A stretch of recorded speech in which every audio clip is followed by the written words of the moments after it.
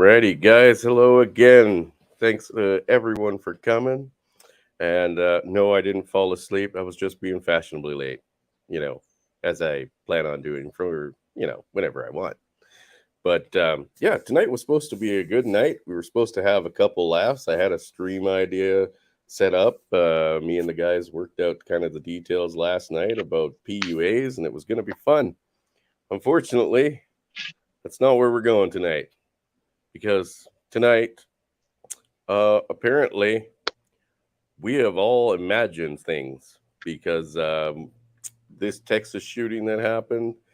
Apparently, now the police are saying that, things that we saw live with our own eyes through other people's cell phones, news reports, things like that, that shit didn't happen. Totally didn't happen. We imagined it, apparently.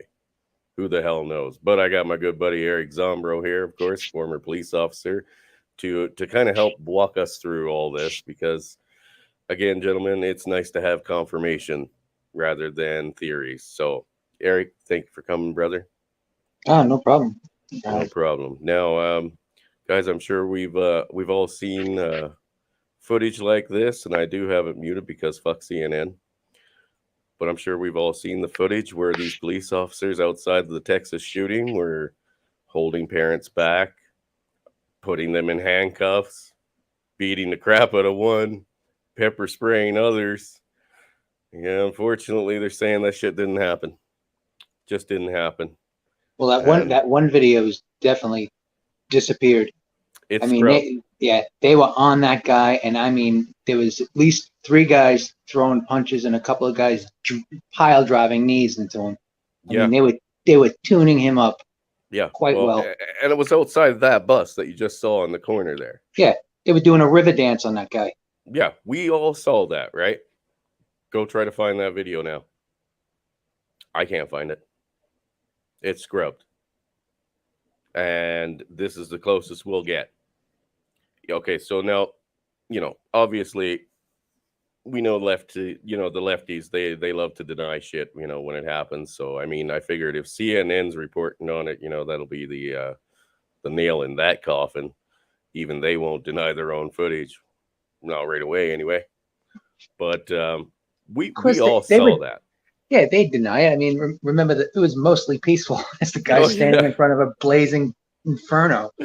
Oh, I forgot, Eric. I forgot how insane they fucking were.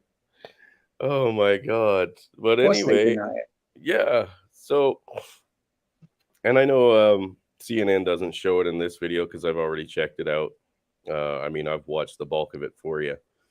But we all recall these moments and the ones that have been scrubbed where the police officers were pepper spraying people, putting them in handcuffs, beating the shit out of them on the ground. We all saw that with our own eyes.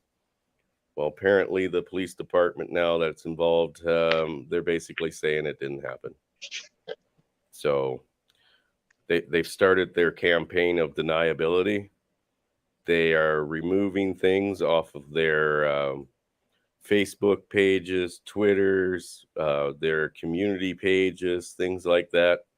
And I have another video here from Tim Pool. And I put the link in the description, guys, but we are actually going to play this whole thing out. And me and Eric are kind of going to go over a few of the details. But yeah, our brother Luke on there, he really came through and fucking nailed it to them. Personally, I found the lady that they had on there a little bit too tame, but Luke's attitude towards the whole ordeal was spot on. These fucking people need to be hunted down because now apparently the person that was in charge, the commander, has gone on the fucking lam. So he's obviously running for a reason. But any thoughts so far, Eric? Because personally, I mean, look, it's true. Like a barricaded perp is a totally different ball game when you have one. Like an armed barricaded perp it's a dangerous game. There's no doubt about it. I've seen it, and that's how my friend John got shot in the head from a barricaded perp. However, when you have live people calling 911 from the place where the perp is, you got to do something. Like, it's just the commander who stood them down and the people who were there. I mean, personally, I think they should turn in their guns and shields, and they should never have a day in law enforcement ever again. Well, ever.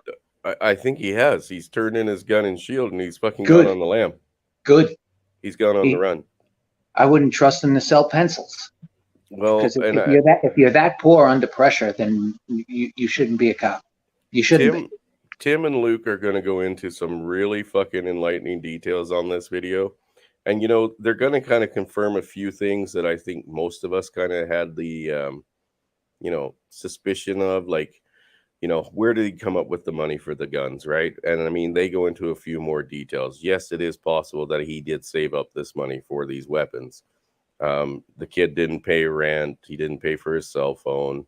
So he did work a mediocre job, but, you know, was keeping all of his money. And I mean, don't get me wrong. That's still a lot of fucking money for a kid to throw down. And he could have been purchasing it, you know, before he turned 18, having it held at the gun store, you know, the local store where he could have picked it up once he became of legal age. But we're still talking a lot of money. And I mean, at fucking 18, I couldn't save that much money. And I was working on the oil rigs. So, you know, the idea of saving that kind of money was just way out of my range. Right. Right. I mean, and look, if he did, great. But I don't know. Just seems strange. Well, we can answer that question, right? I mean, like I said, I don't think any of the theories we've come up with are too out of the range. I mean, credit cards might not be the thing, but, you know, with the new information that he doesn't pay for anything where he lived or anything like that, I mean, yeah, I could see an 18-year-old kid saving up $5 or $6 grand after 2 years, no problem. Oh, yeah. No, it's not a problem. Yeah, that's not a problem at all. However, like, I mean, when you examine this entire thing start to finish, like it's just like a cascade of things that just seem too unreal that happened. You know what I mean? Like well, I don't know. I've talked about the why factor. Yeah. Right.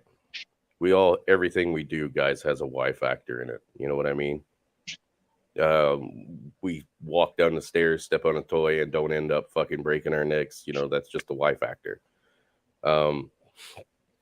What went on this day from start to finish has so many fucking why factors in it, and has so many just like fluke roll of the dice that it's just unconceivable. Like the astronomical numbers that would be against this, if you'd done the fucking math on it, would be so goddamn high.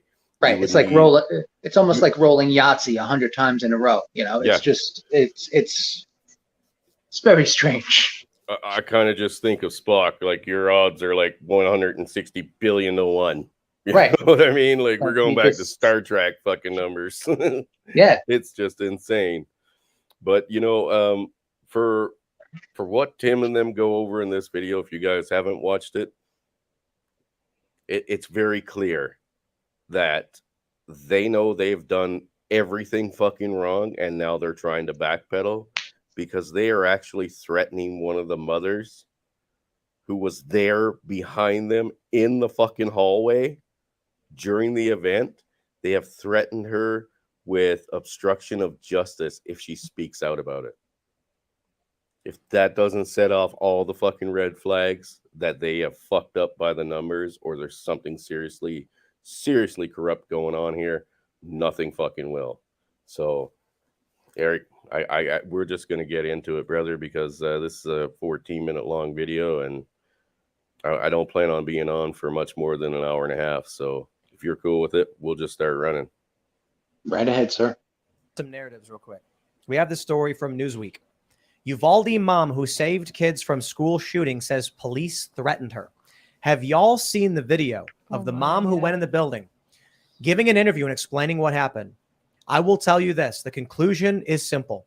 Either intentionally or inadvertently, police helped the shooter in Uvalde. Yes. That is not with it. That is not being disputed right now.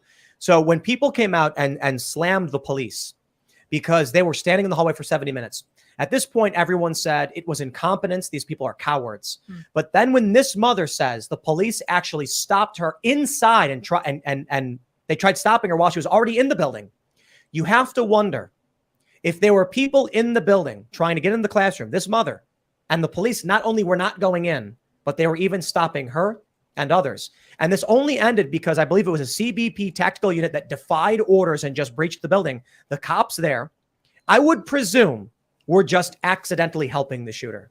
Heaven forbid they knew it was happening and said, no, we're going to let it roll out. Oh, nobody would. I'm going to totally reject that. I don't think that is what happened, but I do believe that it's gross incompetence. I am someone. Eric, let's be honest. Do you think that's too far-fetched? To be honest, their actions. Look, their actions. I mean, they set up a perimeter. I mean, I know. Theoretically and in tactics and stuff like that, you're supposed to set up a perimeter.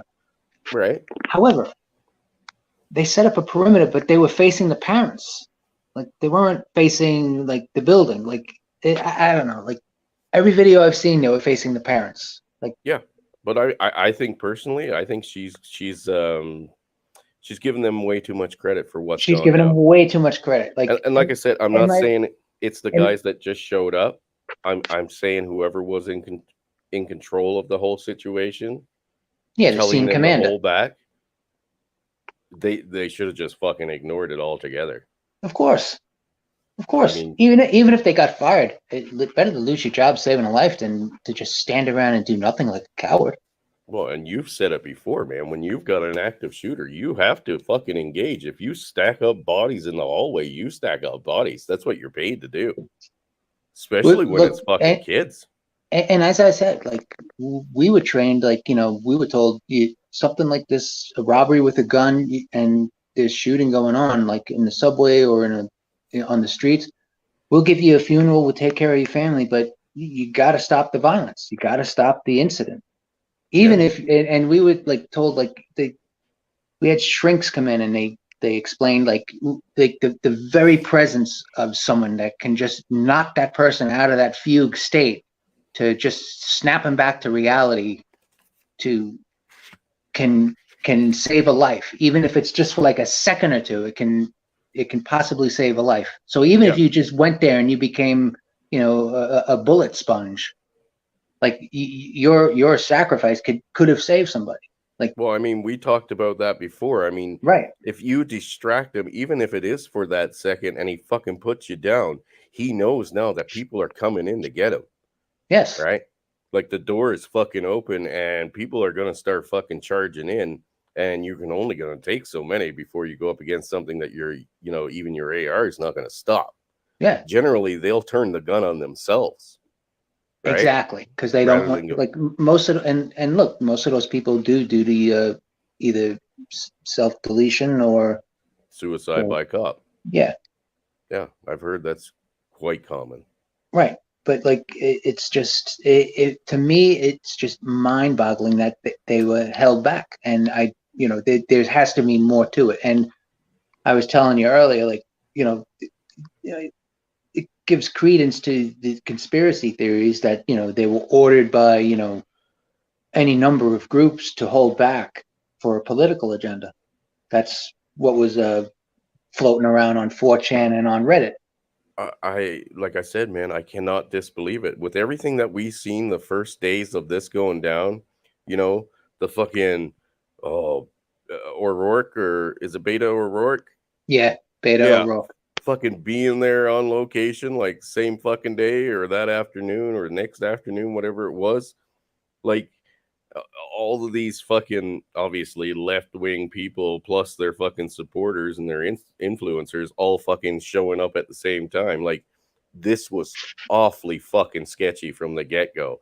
And the more details that come out, like it just gets worse and worse and worse. I mean, to say that there's, it's a false flag and this never happened at all actually is too far-fetched, but I do believe that there's more powers that be that let this happen.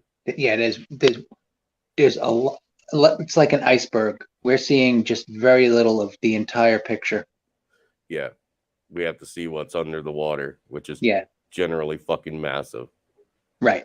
And it's, you know, and if it was for an agenda and they sacrifice kids, that's pretty disgusting, and people should be swinging from the bridges for that one.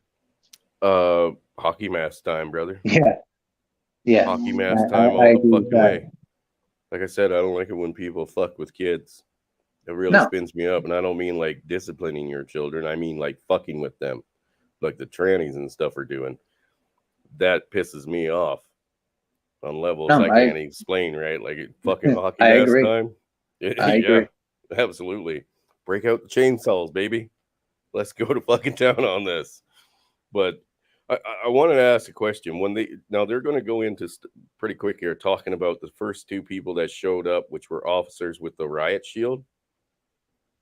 Is riot shield or a ballistic shield?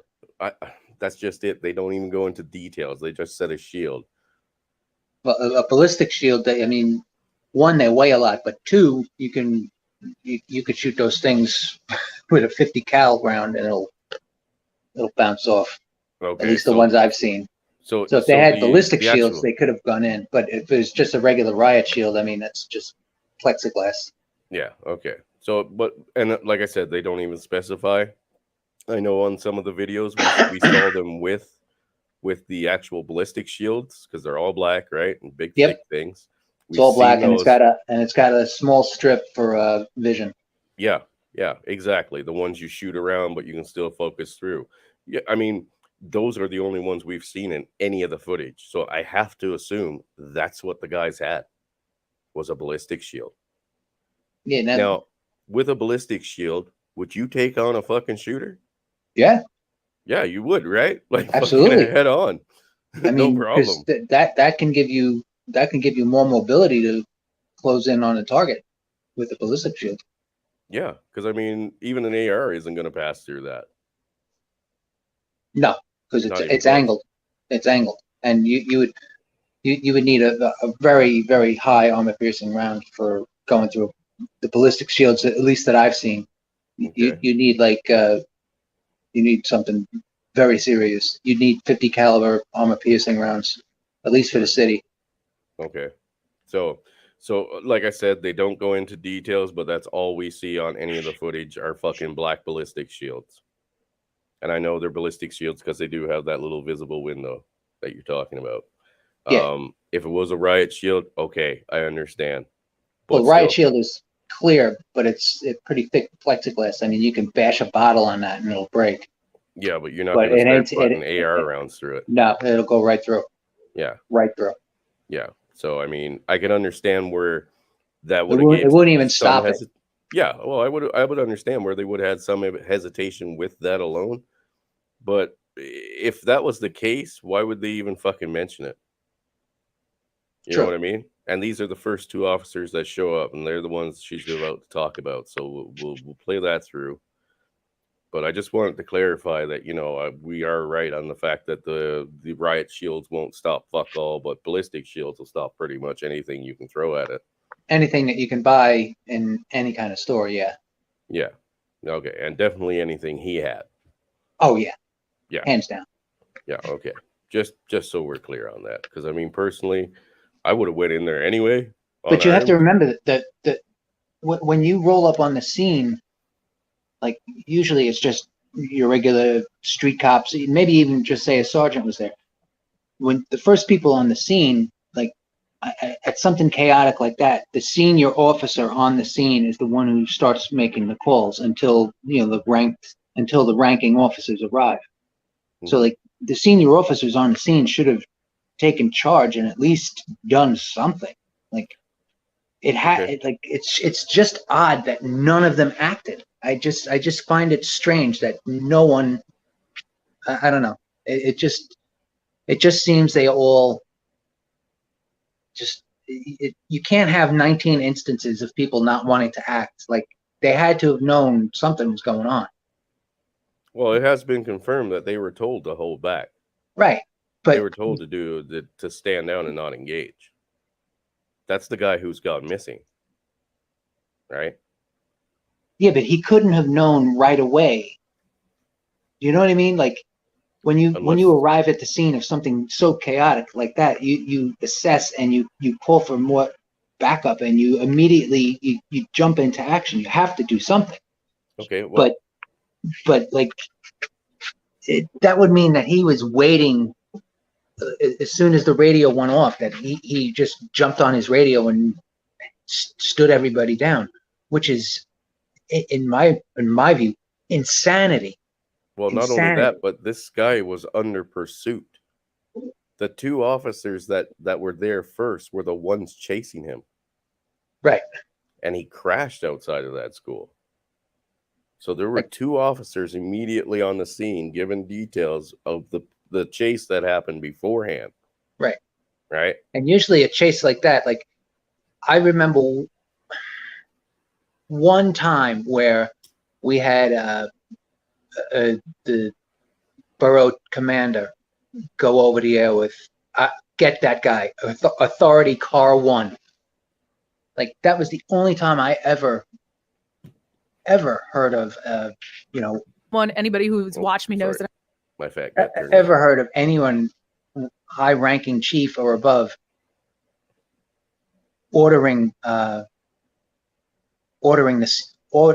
officers at the scene to stand down or to take action. Right. Because you're not there. You don't know what the hell's going on. Like I think it's criminal that he did that. Criminal. Okay. Yeah.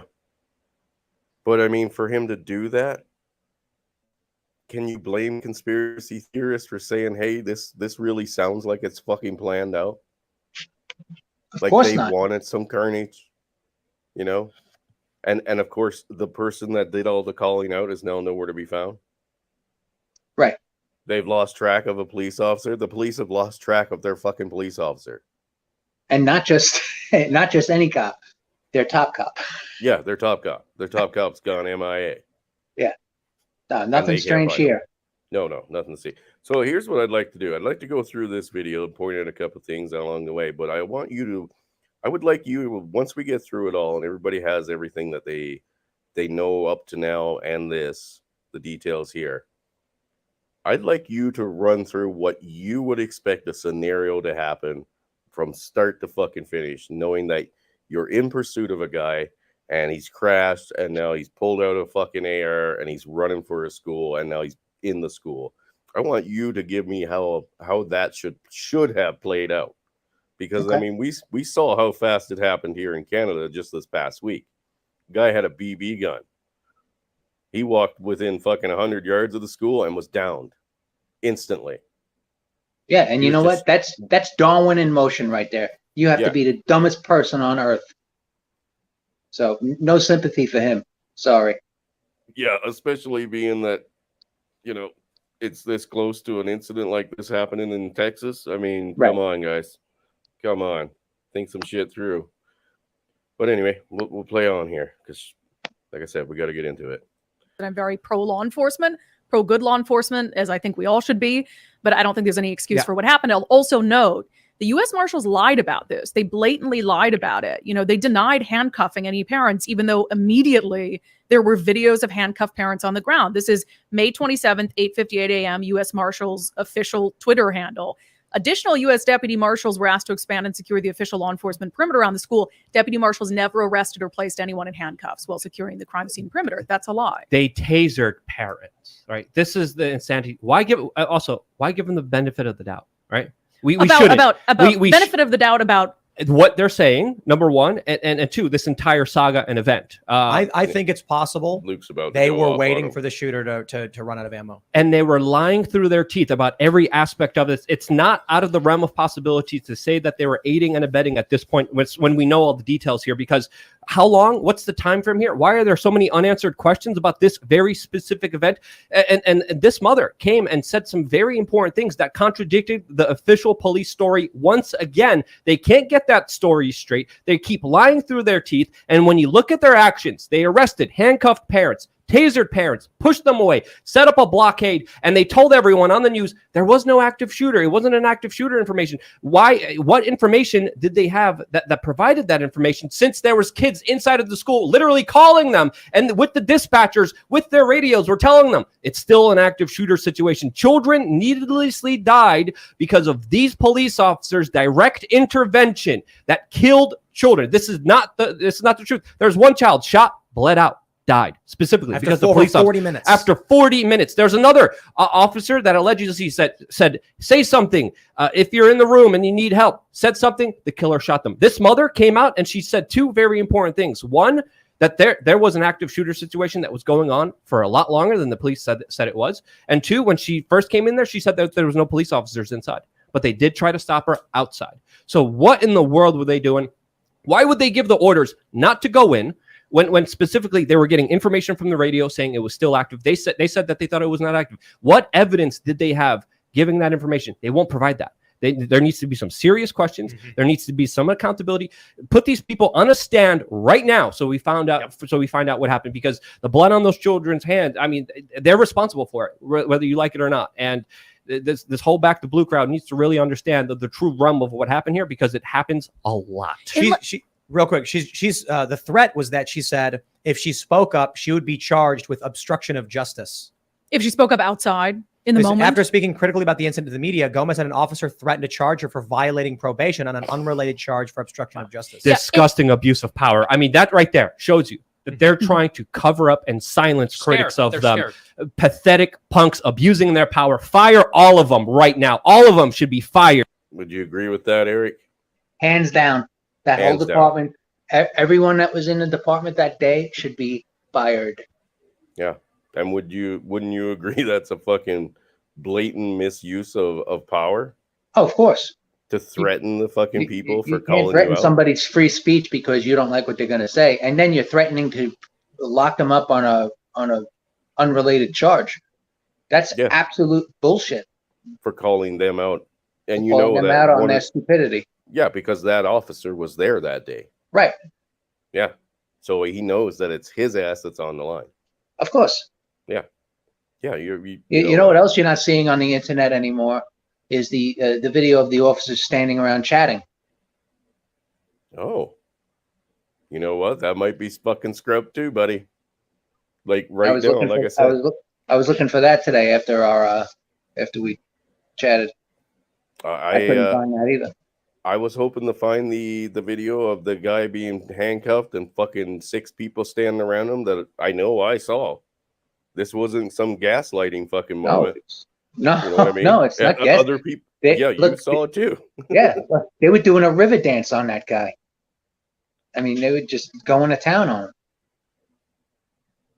Yeah, well, Cowboy, we'll open up the chat here in a bit, buddy. I'd love to hear what your parents had to say on that. Would love to hear what your parents had to say. So we're just going to continue on here because, like I said, I like it when Luke gets spun up. Yes, it's usually funny. Yeah, he's a good one. and they should be disgusted for their behaviors. And I want to be very clear about the Back the Blue crowd.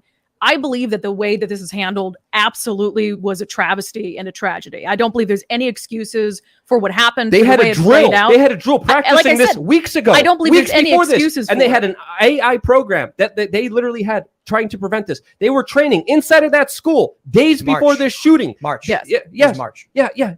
Days. March 26th. They were training to prevent and stop a mass shooting. And then their plan in action was stand outside and attack and taser and handcuff parents. This is what? I just want to make clear that I'm making a distinction about intent. I don't believe there's any officers that had the intent to allow someone to kill children intentionally. I just want to make a distinction that I don't believe that that's what happened. I'm not saying that I don't believe that their actions led to kids dying that shouldn't have died. So if the cops are there, they have protocol to storm the building. Even if you're a single officer, that's what the protocol said.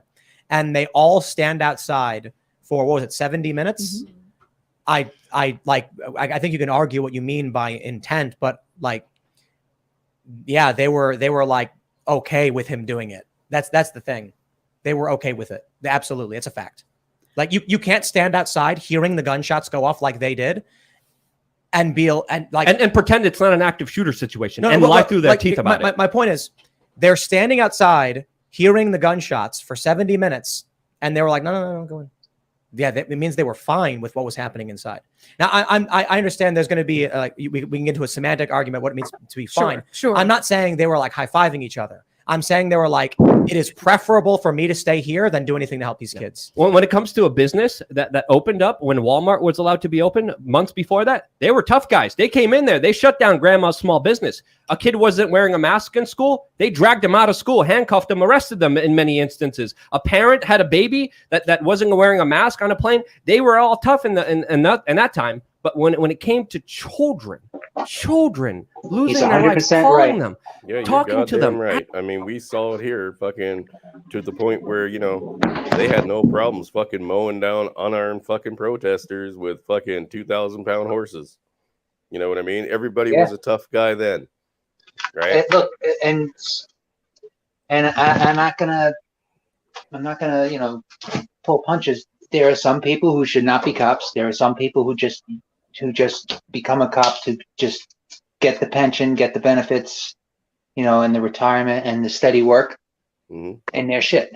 And I've worked with some, and you know who to avoid. Right. I've seen it. But do you think it's that common that every fucking one of those guys that were there were like no way, that? No. Like that's more than one of those Y factors again. You know what I mean? But that's, as Tim says, like, you can understand the rationale behind people saying that there was intent because they just stood there. And you can't be okay with hearing a gunshot and being like, hey, there goes another kid, and hearing another one and being like, yep, that's another kid. It's just, I don't know. To me, I don't know how you can't act. Well, like I said, what Luke's about to say here, man, is what got me the most. I mean, this part that's coming up was fucking just heartbreaking. Like I said, man, I'm not an officer. I'm not a fucking, anything like that. I do not care. I do not fucking care. Fair fucking trade. If I go in and soak a fucking bullet up, fair trade, man. I don't care. These are trained professionals, armed to the fucking teeth, right? Yes. And they called out to kids, got answers back, and then just stood there while the gunman shot the wounded kids that were actually answering them back through the door. And like I said, man, it fucking spun me right the fuck up, dude. Right the fuck up. As it should. Yeah. As it should. It's fucking gross. It's gross. And he's going to go over it here right now, but we'll just let it play out. As it was happening, this is what you have to understand here about this event. They were calling 911. They were talking to their dispatchers. Dispatchers were telling them, hey, there's kids inside. They're bleeding out. They're dying. They're still being continued to shot. And your decision is like, oh, it's not an active shooter situation. We're just going to stand back here. Well, it's in dispute that the 911 dispatch calls were making it to the officers. My understanding is that is in dispute. And there was some belief that the guy who's now in hiding, didn't bring his communications in and wasn't relaying it. I'm just saying what I know and what is and is not confirmed, but I do agree. We're probably semantics. I think we're in the same position that where I stand on this is officers could have saved children's lives. That can't be true. And didn't. Now, whether anyone wants to Can you pause it for a sec? Yeah, go ahead. Okay. Now, I don't know how it works in Texas, but 911 in New York City is a totally different system. And we are basically slaves to the radio. So we have no control as to what gets broadcast and what doesn't. So when you call 911 and you report a heavy job, it's going out. There's no way to not have it go out over the air. So yeah. I don't know how it works in Texas, but at least in New York and from every aspect I know of 911 systems, you cannot control what is broadcast and what is not, because it goes to a totally different system, and then once it goes in, then it's broadcast to the police and fire. It's not even an issue that can be changed. It's just the way it is. Right. Your radio is basically whatever gets put out through it is put out through it. Right. And like I said, and you are a slave to that radio. You can't leave until your jobs are cleared. You have to answer. And you better have a freaking damn good reason why you don't answer. But that's I don't just it. understand it. Her excuse for this guy saying that he possibly didn't have his radio with him or his communication devices with him, as she stated, that wouldn't make sense if he's also the same person telling people to stand down. No, because how do you stand even if down they're getting you don't have orders, it? then yeah, how are you giving the orders then? Like even Yeah. even when they're using cell phones to call like different like the rank officers will have cell phones to call different chiefs and notify different areas to get more equipment and resources in, rather than tie up the radio. They still have radios, like, and even like even all of the chiefs, captains, everything else like that. When they sign in the morning, they all take a radio so that they hear what the hell's going on in the precinct and everything. Yeah, I know for a fact, freaking our PC used to have the citywide radio going on his desk every time he was in his office, so he always knew what was going on. Don't you guys also have a way to be contacted for if there's like a major emergency and you need to be called in? Like, don't you take a radio home or like No. phones That's or some shit? They do it through like the media, like just say 9/11, like when the first plane hit, Right. they put out a level 3, level 4 mobilization over the news radio ticker tape on the bottom, like that little chyron thing. Yeah. And it said all officers, all firefighters, all correction officers report back to the city ASAP. Okay. So other than a cell phone nowadays, though, I mean, that's how they get a hold of you guys. That's how they used to. Like now you also had like you have to give like your home phone number and cell phone number to the command, of course, and your address. Right. So they would call your house and everything. Yeah. But once they do like a mobilization, they put it out over the radio, over TV, like an emergency broadcast, Right. like emergency action broadcast. Yeah. Okay. Yeah. So I mean, we can pretty much blow that fucking theory right out of the water in less than a fucking half a second. So yeah, that it's not possible to cancel 911 calls from being broadcast. So the officers knew. You can't say that. Well, they were calling 911, but they're not getting it to the officers. No, that's not true. I mean, maybe that's the way it works in Texas, but every aspect that I know of 911 and how things work with like calling 911 and how it's then transmitted to the police and fire, no, that's not true. It goes out because the operating system is a totally different animal than the police department. Yeah, it's not even in this. It's communications department is not even part of the police department.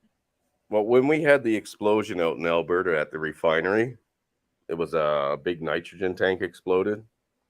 Mm-hmm. We'd never seen so many people so quickly, like police officers, fire department, all showing up in their own vehicles and shit like that.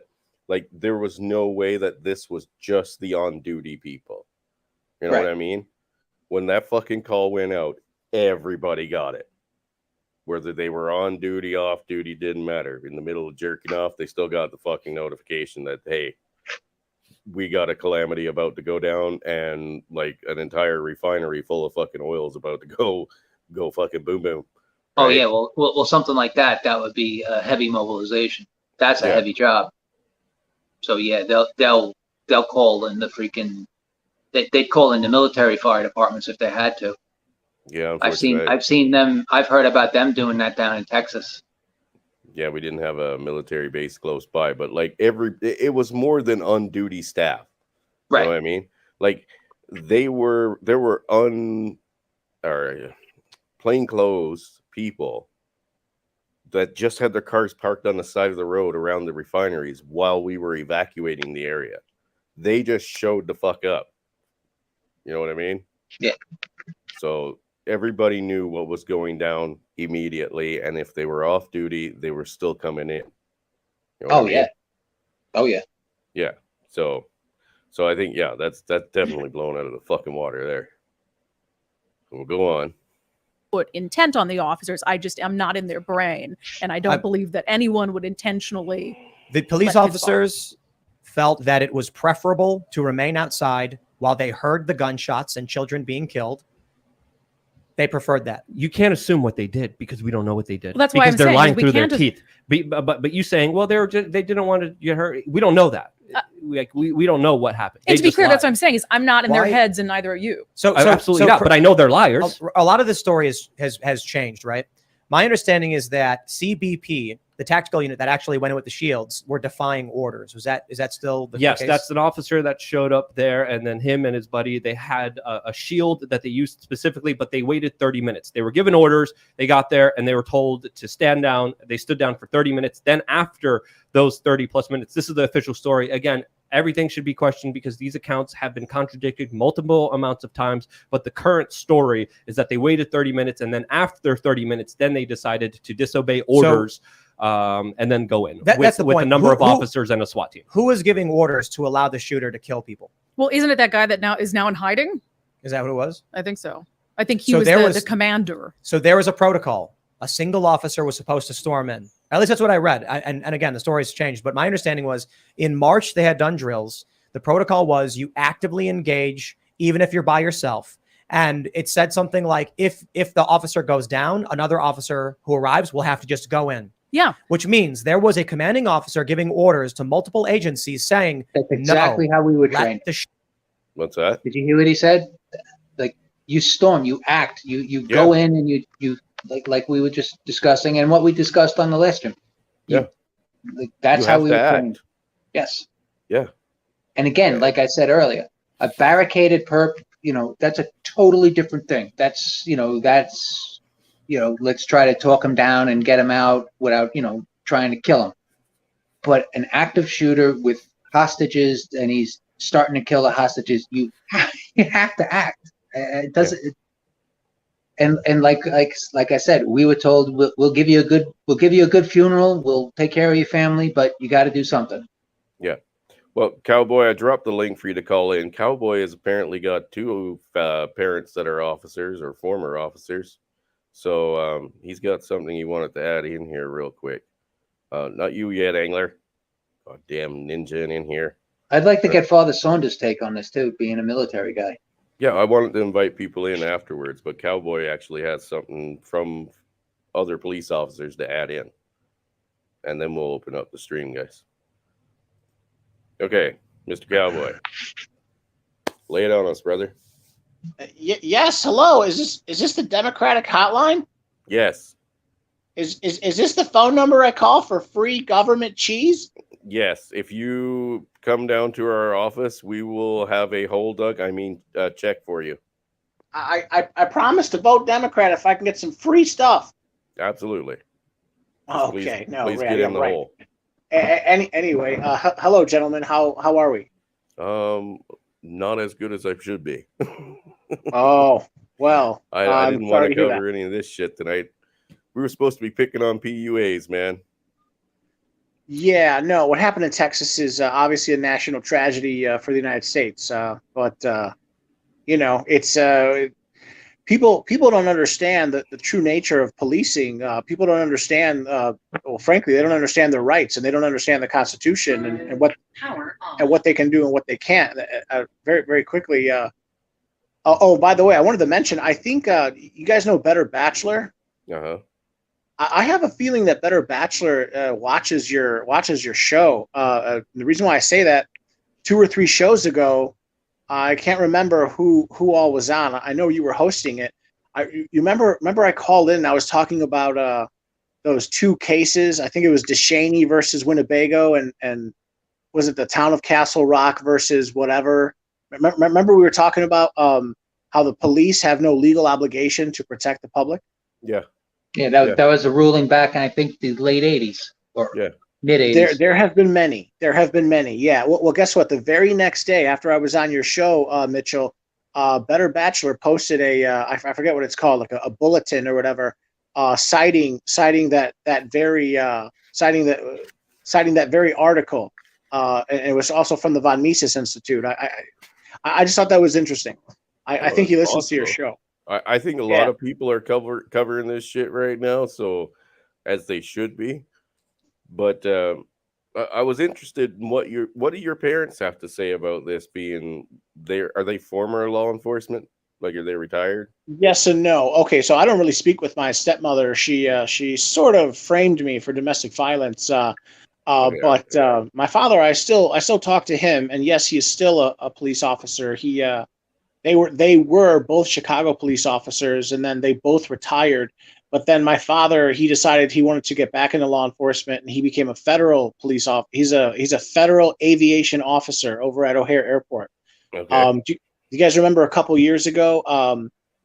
This is already an old story. 5 years ago, it made national headlines. There was like this Asian American.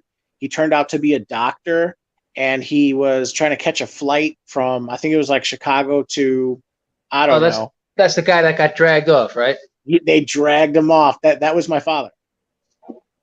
Wait, your father got dragged off, or he did the dragging? He did the dragging. His department, that police force that was at the time, that was my father's current police force. Those people who dragged off that Asian doctor. Oh, okay. I thought you meant he did the dragging. Okay. No, right, no. I assumed those. I assumed the actual gentleman who did that, because the story blew up. I assume that they're at like a post somewhere in Alaska or something, working midnights forever. Anyway, so yeah, I mean, you know what? I would like that. Well, you know, maybe I don't know what happened to them, but anyway, the point is people need to understand that the police have no legal obligation to protect you, and this is not understood. I don't think, by the general public. This has been ruled over and over again. Here's another example. This is already an old story. There were two rich white girls somewhere in, it was in D.C. somewhere, whatever, Cherry Lane or I don't know, so somewhere in D.C. area. I think they went to Gonzaga University, some East Coast university. Two rich girls, they're in college. Three black men break into their apartment. One of them is upstairs, one of them is downstairs. They attack the girl who's downstairs, and I guess they like tie her up, and they're beating her, and unfortunately they are graping her. They are they're sexually assaulting her. The girl upstairs can hear what's going on. She calls the police. She ends up calling the police, I don't know, 5, 6, 7 times. She calls the police a whole bunch of times, and she says, this is who I am. This is who my roommate is. This is where we live. There are intruders. I can hear that there's some sort of, physical altercation going on. The police come several times, but they would not force entry. And then, unfortunately, the intruders find the girl upstairs, and then they hog tie her, and they also, have their way with her, if you know what I'm saying, for like 3 days straight, for like 2 or 3 days straight. Of course, the parents of these girls are outraged. They attempt to sue the department, and the case goes all the way up to the Supreme Court. And the Supreme Court ruled again, the police are not culpable. The police do not have a legal obligation to protect the public. That was in the ruling. And they specifically said the job of the police is to enforce the law. I'll say that again. The job of the police is to enforce the law, not to protect you. Yeah, it's essentially what we said the other day. They're there to enforce and protect government assets. Yeah, sure. Okay. Well, here, Mitchell, Mr. Mitchell, here's the problem, sir. So if that's the case, and it is, that's what they're saying. That's what the police are saying. That's what the courts are saying. The problem is when there are altercations that turn physical, when there ends up being violence, who is to protect the individual? Who is to protect the community or the civilian? Well, at the same time, the police and the government say that they don't particularly like civilians protecting themselves. Yeah, they openly admit you can't protect yourself, but you can't protect. But you can't protect yourself. Not there to protect you either. And the police aren't there to protect you. What are you going to do? You have to. So then, what do you do? So therein lies the conundrum. Yeah, therein lies the conundrum. What you do is, you join my empire, right? We take the fucking country of Canada first, because let's face it, most of our politicians are nothing but pussies.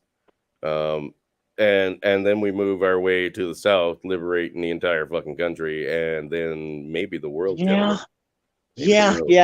Of course, absolutely. I couldn't agree more. But until that happens, what I would recommend the average citizen is, I know it sounds terrible to say this, screw the law. Do what it takes to defend your life. Defend your Absolutely. life. That's what I would recommend. And just understand that yes, if you Well, what's the old saying, cowboy? It's better to be tried by 12 than carried by 6. There you That's go. right. There you Hey, go. brother. So I'll leave it at Announced. that. No, that's it. I'm going to drop out now. But just to reiterate, remember that the Supreme Court has ruled many times. This is now like 3 or 4 examples. The Supreme Court has said the police have no a legal obligation or legal duty to protect you. Their job is to enforce the law. Essentially, police don't care about you.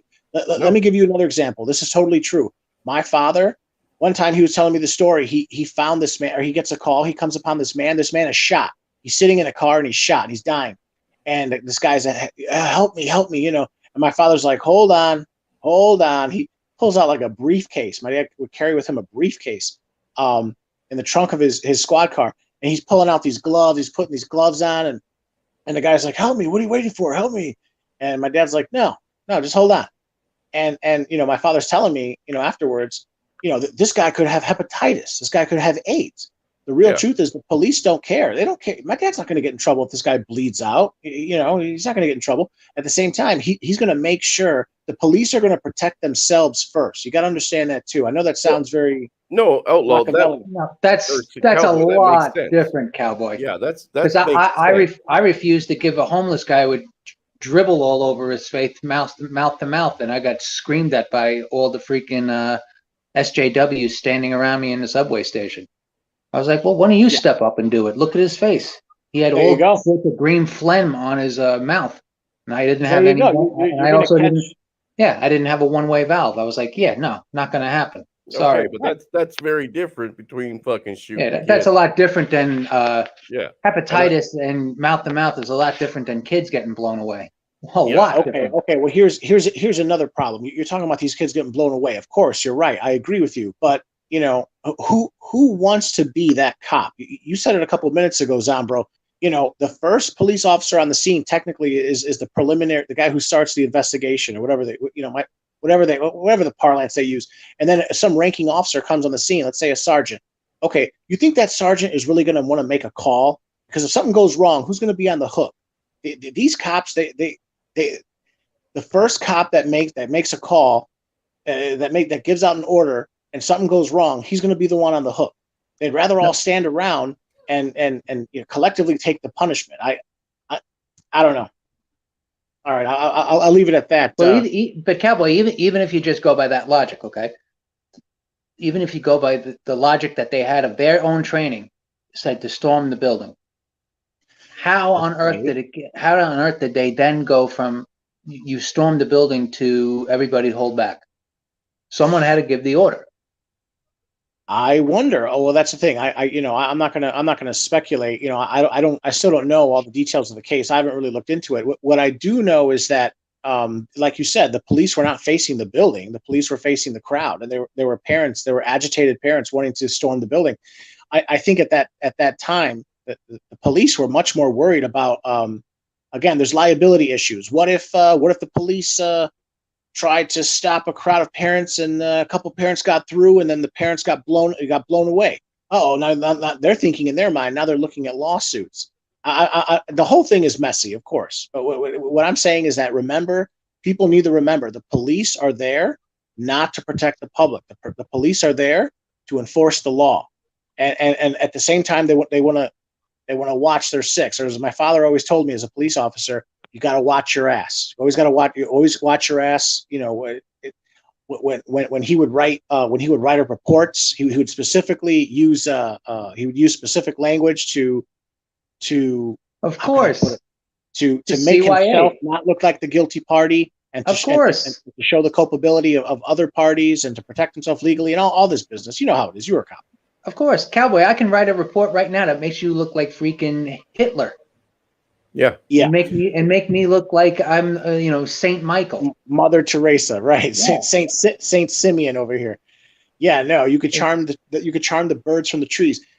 Again, I'll just say it again, and I'll jump off. The police are not here to protect the public. The police, as stated many times by the Supreme Court, they have no duty They do not violate the Constitution. A police officer can witness you being beat up by a group of thugs and not intervene. He is not betraying the Constitution. He's not violating the Constitution in any way.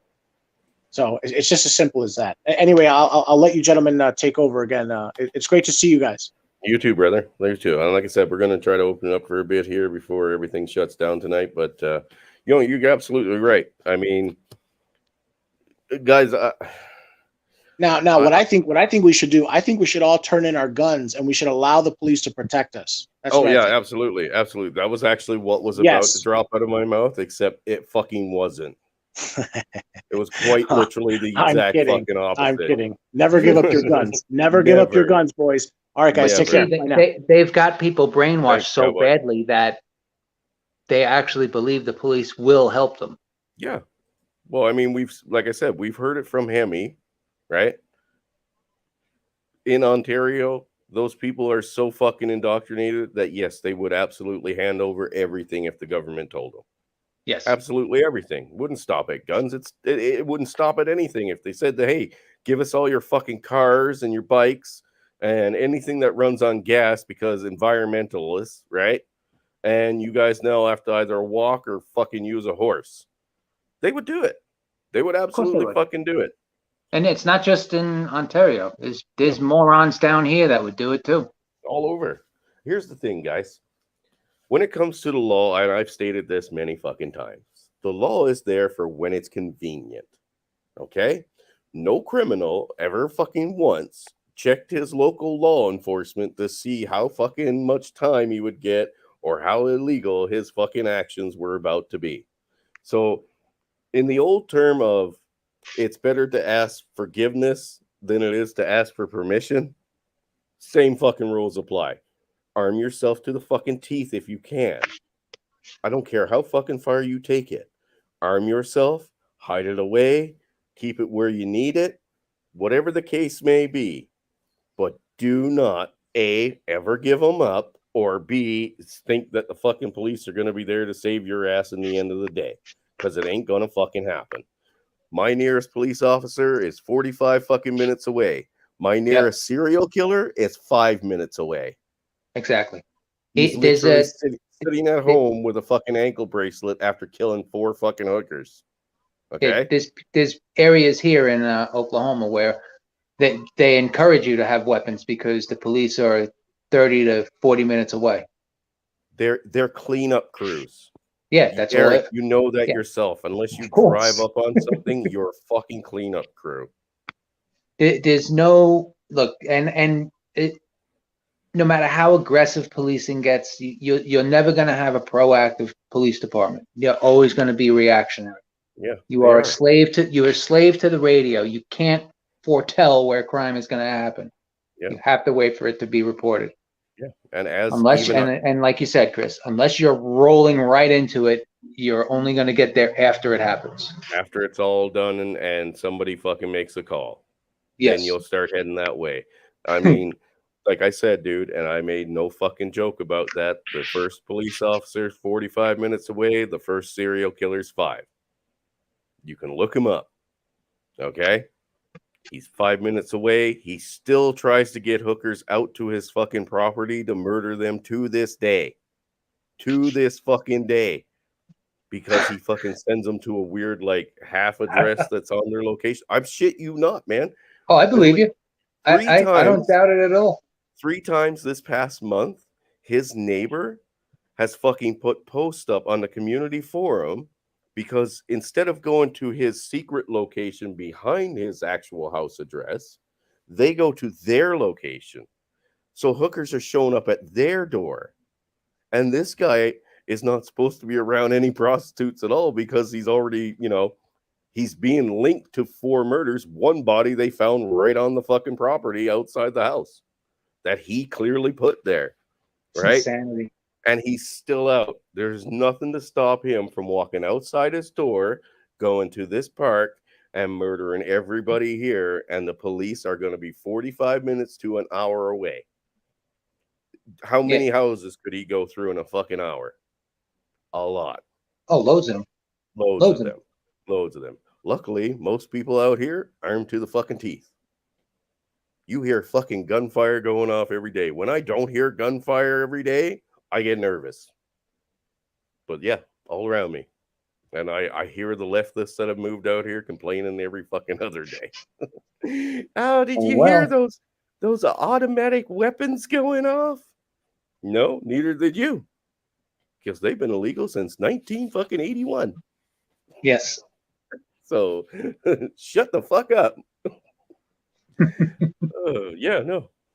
The law's there when it's convenient. As far as I'm concerned, like here in Canada, if we were to shoot somebody who broke into our home, no matter what their intent was, the police believe that they should be fucking allowed to stab me, murder my child, anyone else, and they'll deal with it. I have one answer to that. Go fuck yourself. I'm going to kill that motherfucker right there, and I'm not even going to call you. I'm going to drag his ass out into the fucking rhubarb, and I'm going to dump him in a ditch. Right. That's what's going to happen. As it should. As it fucking should, because I'm not here to be a part of your fucking cleanup. Some kid here in Tulsa a while back, I think about a year and a half, he blew away 3 people that broke into his home invasion with handcuffs and box cutters. Yeah. He shot and killed 2 of them and shot the 3rd one, who she later turned herself in because she had to go to the hospital to get she was shot in the leg, but that's what he didn't get charged.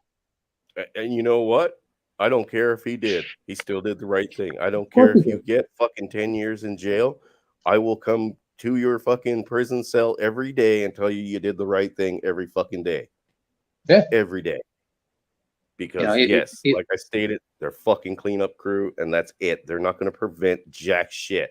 The police chief in Ontario has come out and said, look, taking away people's fucking firearms is going to do absolutely nothing to stop fucking gun crime, gun-related crime of any kind. You're not going to slow it down one bit.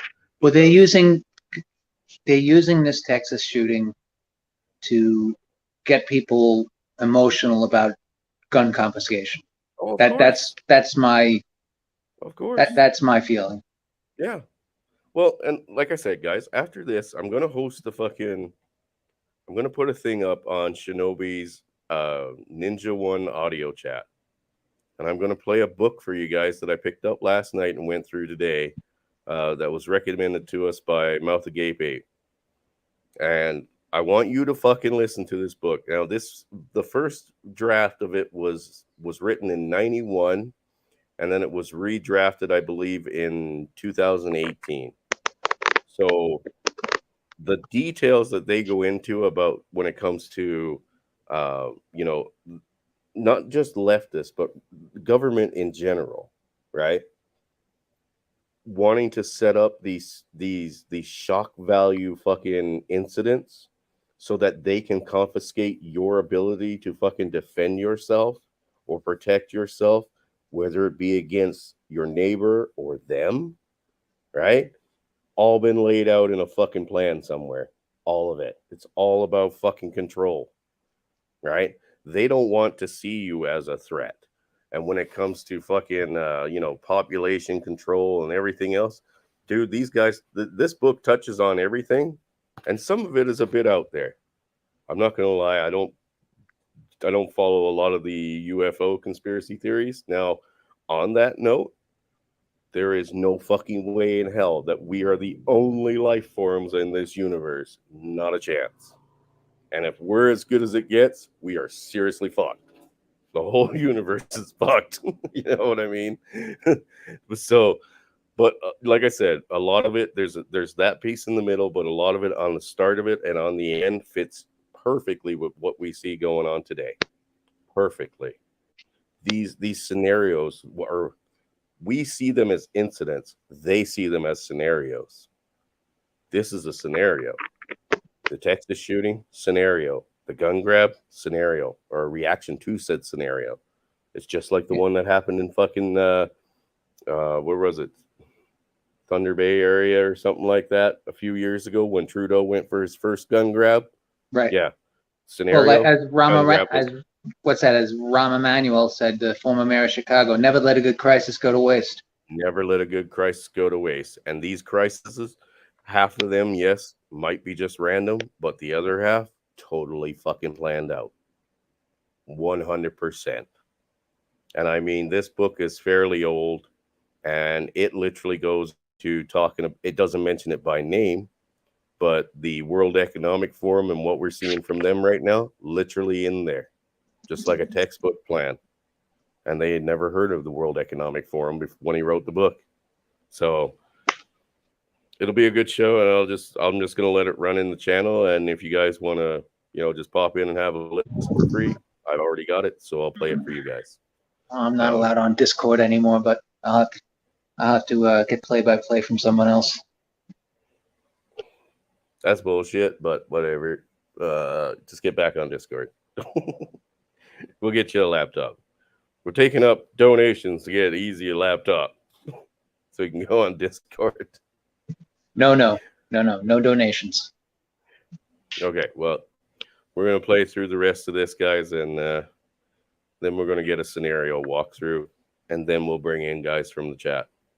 Shooter, keep killing children. So the New York Times got its hands on the actual training manual, and in there it basically tells officers you are going to have to engage in sustained and yes, sacrificial engagement with the shooter. And so basically the training said, yeah, you might have to die because these are innocent lives at risk. And so, yeah, again, I mean, I don't know how anybody can make an excuse for what has happened and what happened. And I agree with you that we can't at this point believe anything that is said about it from the official source, because so much of it has been proven to be incorrect. They have spent hundreds of thousands of dollars in that small town on riot gear, SWAT gear, and they posted pictures, which they scrubbed on their Facebook page, by the way, of them standing tough and strong with all of their AR equipment and all their body armor. But again, where did all of this money go to? Where did all this training go to? They had direct training in that specific school, and there's still so many unanswered questions that we don't know about. Why was that door open? What happened? What was there? Now they're saying it was closed. Now they're saying it was closed. How did he get in there? Where was the school resource officer? How did he get the truck? How did he get the guns? Exactly. Where did he get all that money from? Since he, of course, was allegedly, poor working at a fast food joint. I mean, there's so many serious questions. Some people have said credit cards, but the ammo, didn't he have like 600? An 18-year-old getting credit cards, it's going to be difficult, especially with no credit score. So real quick. So I'm sorry. How many rounds did he have? Was it 600? I have no idea about that. I'm questioning everything about this. Anyway. Well, my friend Ali Bradley, who used to work at Fox with me in Seattle and is an independent journalist now, she was down covering immigration at the southern border when this happened. So she was one of the first people on scene. And she spoke to the shooter's grandfather for an extended period of time and actually got some insight that no other outlet had about where he might have afforded those firearms. So he had no expenses in his life. Zero. He didn't pay rent. He didn't pay his phone bill. He didn't pay anything. And he had been working the fast food job and also working for his grandfather. Didn't have to put out a dime for anything at 18. So I think a question for me is how long had he been saving? And then also the grandfather told Ali Bradley that some of his equipment that he used for his work, some heavy duty equipment and stuff like that, had gone missing. So I think there's a possibility based on that the kid stole it, sold it, have been saving money because he wasn't doing anything with his life. And was people in the comments are saying 1,600 rounds. 1,600. So what was he using? 5.56. So what are we looking at? 5.56. Is that so that's about $1. $1 a round. It depends where you get it. You could get it for 50 cents sometimes. But I want to point out. I think I have an answer to this. A lot of people pointed out that 4 years ago, it was reported that a couple kids, teenagers, were arrested for a plot at the school. However, it was reported these kids were not the same kid here. It was different people. They said the attack was planned for 2022. Here's what I think. It's possible those kids weren't the only ones planning it and that they got caught and didn't rat out their buddies or whoever else. What I'm surprised about is if you have a couple kids who 4 years prior say in 2022, we're planning this. There it is. Dude gets a job at 16. He has no expenses. He works fast food and puts all the money in the bank account. All of a sudden, he's got enough money for this stuff, right? After 2 years. It sounds like he ordered the weapon before his birthday and then had it delivered so he could pick it up 2 days later. I think it's possible this kid was in on that plot from 2018 and they just didn't catch him. So why didn't police, knowing that, have any kind of surveillance precautions, considering they had arrested kids planning this 4 years ago? Yeah, not only that, but there was a lot of warning signs. There was the torture of small animals. There was the cutting of self, like any hallmark signs of a troubled person who's going to lash out and hurt other people. There was a lot of that. Where did our multi-billion-dollar NSA spying organization go to that tracks, traces, and databases almost every single thing we do, to the point where NSA agents have collections of people's personal wiener art that they are known to share and trade with each other? Where is the vast surveillance state that promised that would keep us safe from terrorist attacks and mass shooters, that would prevent them if we just give them a little bit of our money, if we just give up a little bit of our liberty, if we allow them to look in our phones, if we allow them to look in our laptops, if we allow them to look into every personal detail of our life? Where is the national security surveillance state when we need it? Supposedly that was supposed to stop all of these. They're nowhere. He posted pictures of dead cats in a bag. Exactly. What other proof do you need that this was a troubled, crazy individual that has a history of self-harm and the ability to harm others? Thanks for checking out this segment from the Good Timcast. questions, right? No, very good questions. Good question. And again, where he had is all the that? hallmark signs of, looking at this kid's history. I mean, he should have. This is why we need institutions again. Like this is a screaming example of somebody that should have been institutionalized Well, look, we've for a all long said- time. Yeah, Like, and regardless of him being under 18 and a youth and had his whole future, the kid was troubled. Well, dude, single mother household, red flag right there. Good enough. Right. At least worth a fucking investigation, right? Like, hey, Yes. how you doing, man? Not to harass the kid, but to just see how he's doing, right? That's where social workers should come in. Unfortunately, social workers are not there for that. They're there to fucking collect funds and fuck your children up. So they've made this, and again, guys, this book will go into it that I'm going to play tonight. It really does go into the details. The welfare state, the single motherfucking household, the removal of fathers from that child's life, all leads down one fucking path or another, and they all suck. Every fucking one of them sucks. Yet they never focus on that, right? And like you said, with all the red flags that came with this kid, the fact that he came, from a home where he didn't have his father around, the posting of dead cats, like a bag of dead cats, that should be that's like literally number 2 on the book. When it comes to a sociopath, that's number 2, right? And what do they call it? They evolve, right? So they go from killing small animals to killing larger animals, and then eventually they go and kill people. You know what I mean? Like we've all heard that. Eric, you still there? No, I'm here. Yeah, Oh, no, yeah. it's the I think they call it the gradual procession, something like that. Like you start off like you kill insects or something, like you mutilate insects, you mutilate your toys, then you go on to animals, then from animals you go on to like bigger animals, and then you graduate to humans. Yeah. It's Yeah, and the crazy. brutality, And the brutality is generally increases. it ramps up and ramps Yeah. up and ramps up. Yeah, I mean, I'm sure we've all heard of the Iceman, right? There's tons of documentaries out there about him. He was a fucking he was a sociopath and a mob hitman. Right. Like this guy killed people just for fucking bumping into him. You know what I mean? He had zero empathy at all, and it all kind of goes down to the same fucking road. Although he had a father, he had a very abusive father, right? Yes. Then he started with brutalizing animals, throwing cats in furnaces, tying them onto cars and letting them fucking get dragged to their deaths. Shit like that. Right. Then he escalated up to fucking people. And once he got there was no problem. You know what I mean? Like, no fucking worries. Didn't bother him at all. It was just like fucking taking a piss in the morning or changing your underwear to him. You know what I mean? Yeah. The hallmark signs were all there. The only thing that was missing was the fact that he had a father. The difference is he had an abusive father, right?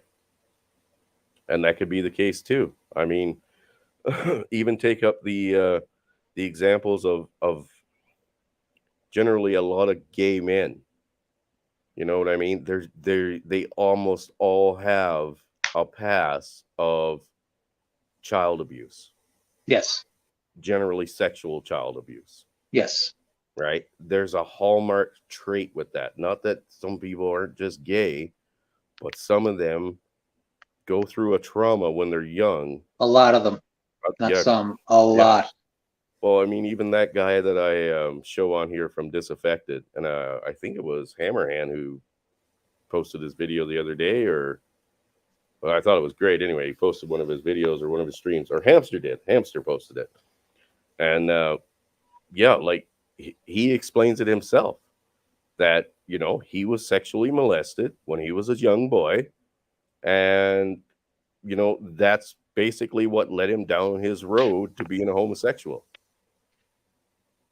He's not angry at it. He's not, you know, he tries not to dwell on it, I guess, but it has affected his life. Right. Right. So these trigger points are there, and we should catch them because we know them. We don't see everything that goes on behind closed doors, obviously, but there are a lot of signs where, Jesus, even if we just ask kids once in a while, like, hey, how's things going? Are you okay? You know, we noticed you're a little bit down or something. Is something going on?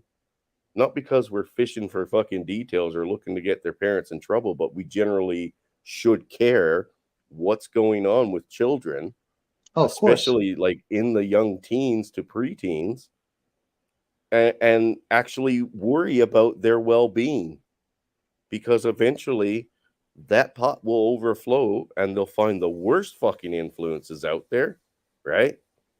And then it's too fucking late. Yes. Then you end up with fucking school shooters. Well, that and look, like you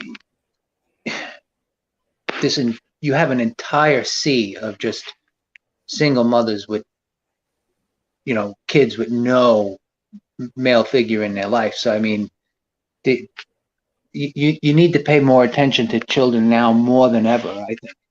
Way more, dude. And with all this forcing of, you know, oh, you're a girl, no, I'm a boy, oh no, you're a girl, like all this forcing of this just mental gymnastics and insanity on these kids when they're young. Yeah, it's a recipe for disaster. Yeah, they are literally setting up their children to fucking fail in one way or another. Yeah. I mean, you've seen, I'm sure, the TikTok of the mother trying to convince that boy to put on a dress in the changing room. Yes. She does that guy Odin's Men had a couple of videos on it. Yes, and you know what? She should be hunted down like a fucking dog and slaughtered. I'll say it. There you go. I said it. Yeah. Allegedly. Absolutely. She should not be. That kid should be away from her. If she's divorced, it should be with the father. She shouldn't have that kid. No way. Absolutely not. Because she's looking for virtue signaling and look at me. Oh, I have a trans kid. Pay attention to me. Yeah. No, it's all about attention. Yeah, it's all about their attention, because it's a fad right now to be some new ABC fucking person, right? They are all using their own children, not themselves. If they use themselves, that's fucking fine. You're an adult. Do whatever stupid thing you want to yourself. But that's not good enough.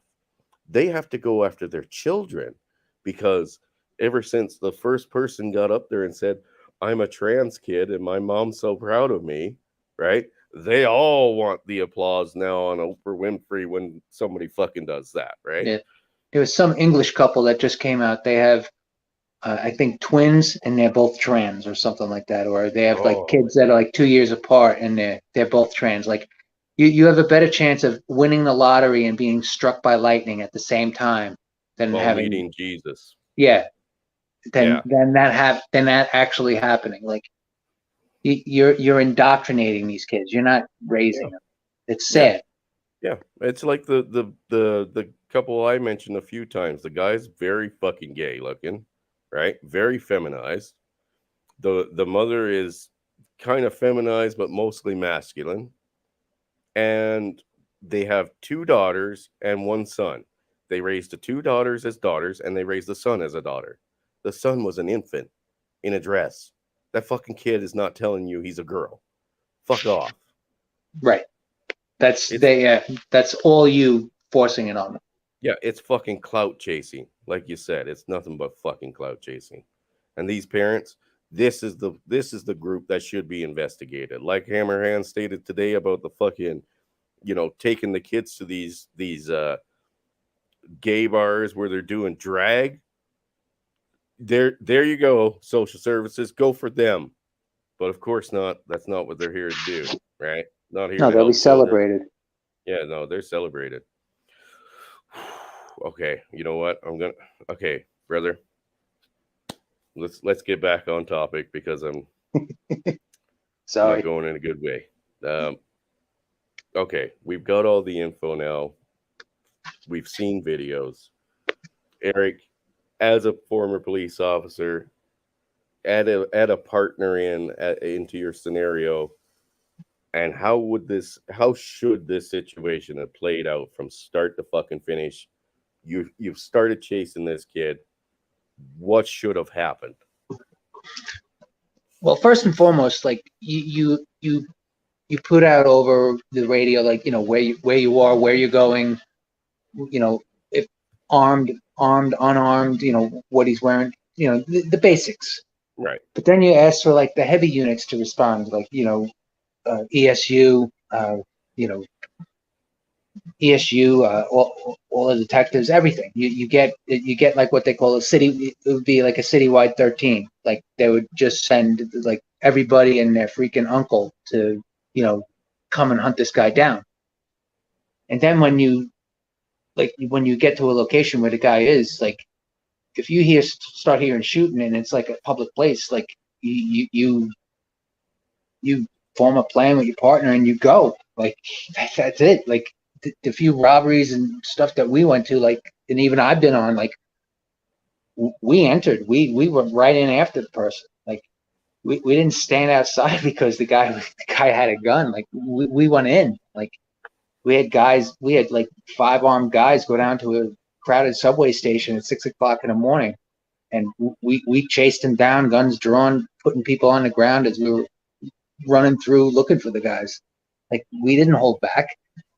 So and even if the guy goes in and we would chase. We would storm the building. We would, so even if it was just 2 of you, you guys would have fucking been on his heels as quick as possible. Absolutely, because even if you're on his heels and you're making him move away from the target, like away from the public, or away or to a point where he can't really like set up. He's distracted. Like he's got police chasing him. Maybe he won't, start shooting, or maybe he'll just shoot at you.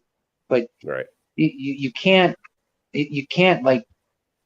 relent. You have to stay on top of him and let him rest and maybe take up a position. You have to keep him off balance. Like I could tell you many times, like even storming housing projects with thugs armed with Tech 9s and AKs, and we're running upstairs with 9mm. We still ran upstairs, and these guys had ammo that could go right through our vests. We still went in. I've seen one incident while living in Lloydminster, Alberta. Our neighbor, who was a friend of ours, right? We had met her and stuff, met her kids and whatnot. Her ex-husband was a complete fucking lunatic, right? Drugged right the fuck out. He got out of prison, basically got all fucked up one night and decided to go over and try to take the kids. Okay? So he had a knife and he got into the building somehow. So he was in her apartment with a knife, right? And basically he went to the next building over to another girl's house with the kids, still armed with a knife, And this is a chick that he was like trying to hook up with, or someone he was doing, you know, basically a girlfriend, we'll say. And it was literally the building right next to her, so it was kind of hilarious that way. But when the police showed up, I was out on the deck, and the police showed up at the building. So now I can see this building's door right down in front of me, right? Right. And this is where he's now barricaded himself in with the kids and a knife. And the police showed up. They buzzed all the fucking buzzers on the door, right? Because you have to get buzzed into the building.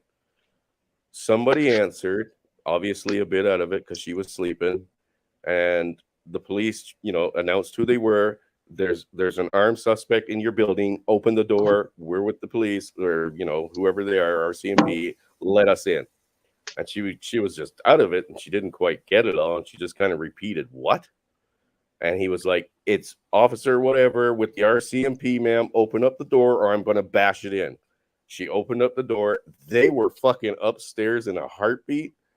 Less than a minute later, they were coming downstairs with this guy in a fucking headlock and handcuffs. Yeah. That's how Absolutely. it fucking played out there. That was with 2 children, an armed fucking lunatic, and another broad in a fucking apartment. They didn't fucking hesitate. Right.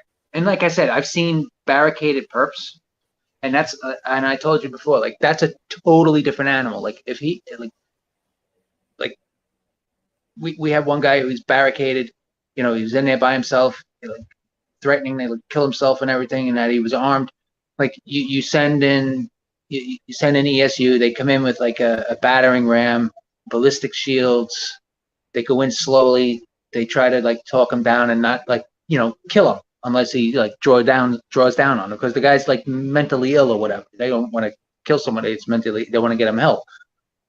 But again, barricaded perp with children, and he starts offing them. You have to act like you storm it. Like you don't hold back. Like I said, like I could tell you, numerous times we did stuff like this. Like, you know, 5 guys with guns on a subway platform chasing another guy. Like we stormed that subway from the emergency exits to the closed exits to the main entrance because it was rush hour and there was a whole bunch of people that could have been wiped out. Yeah. But we still went down. Yeah. You didn't wait for shit to fucking already go down and then go in Right. and fucking proceed with cleanup. Right. No, Right. you act. Because you like I said, like, and we were always told, like, we'll give you a good funeral and we'll take care of your family. But you're a body. You're not. You're just a number. That's it. And you take the job knowing that. Yeah. And it makes like, sense. Yeah, and not, like I said, not everybody's meant to be a cop. It's or a fireman, or, you know, or a soldier. Like it's. And look, I understand. Like sometimes people freeze. I get it. It happens. But 19 guys freezing? Yeah. Not. For It's fishy. It's very for fishy. 46 minutes or 64 minutes, whatever they said it was in the end. Yeah, man, nothing. Like I said, the way you describe it, right, that makes sense to everyone here. I'm pretty sure that makes fucking sense. I have never seen a police officer who was looking to, you know, either take down a suspect for whatever reason, right? To just say, maybe I'll just hold up here for a while and see how it plays out. There was a shooting, I forget where it was, but there was one guy that got there on scene and he didn't go in, and he got fired for cowardice by I think it was in Florida, but he got fired for cowardice by the chief of police. Do you remember that? No. Do you know what was? It was a long time. It's like 3 or anything. It's like 2, maybe 3 years ago. But the guy got fired for cowardice. Right. I'm gonna look it up and I'll contact you later. But I barely remember it. But I don't know. This is just very strange. This whole event. every time I check into it, it just gets stranger and stranger. Oh, and like I said, I was talking to my older daughter about it, and she's big on 4chan and Reddit and everything, and all those freaking sites. And she's like, everyone's bouncing theories around that, it's for political agenda, and Soros groups and deep state, and to hold them back. I mentioned the other night, if anybody would be able to figure it out, it'd be 4chan. 4chan should be all over this. Oh yeah, they have figured out worse fucking things, dude. They have found terrorist fucking camps from a single picture. Oh yeah.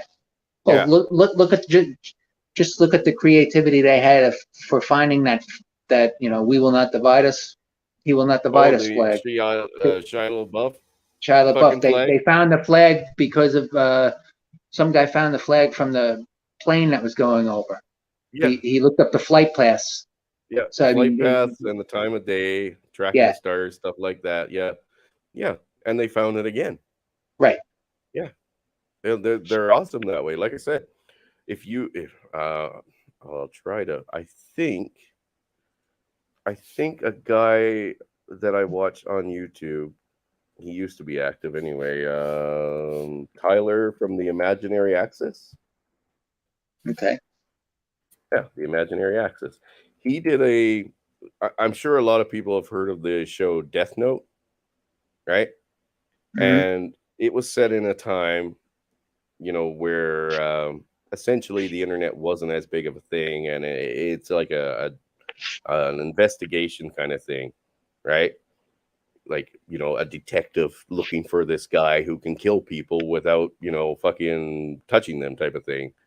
And, he basically points out, actually, the video is listed why Death Note would fail, right? Because right now, 4chan would be able to determine within days where this person is and who he is. It wouldn't last for months and years or anything like that. They would have him tracked down, and 4chan is the fucking group that would do it. And he goes over the details of sorry, let me get a copy. Maybe I can copy the link this way. But yeah, he goes over the details of how it just wouldn't work because these people have done such amazing feats when it comes to looking for people and finding locations, and they do it with next to nothing. Like I said, a photo. Yeah, they did it. The thing the Shia LaBeouf thing I found just to be amazing. My daughter was part of that group. It was amazing. Yeah, I mean, dude, like I said, the things that can be done right now just don't compare anymore. You know what I mean? These guys would find you in fucking no time. They should be able to track down this person, this detective or whoever's missing. So this is the show. And then, like I said, he basically points out the details of how easy it would be for 4chan to figure shit out. So if they're saying if the theories are running on this situation that they've come up with, right? If they're running in 4chan, keep an eye on it. They'll be the ones to figure it out. Oh yeah, no, like I said, my daughter's big into it, but she and I talk a lot about it because she even said this was strange. Very strange, dude. Yeah, Death Note is the Chinese anime series or Japanese anime series, but it's been redone. There's actually a version of it on Netflix that was done into a live action movie.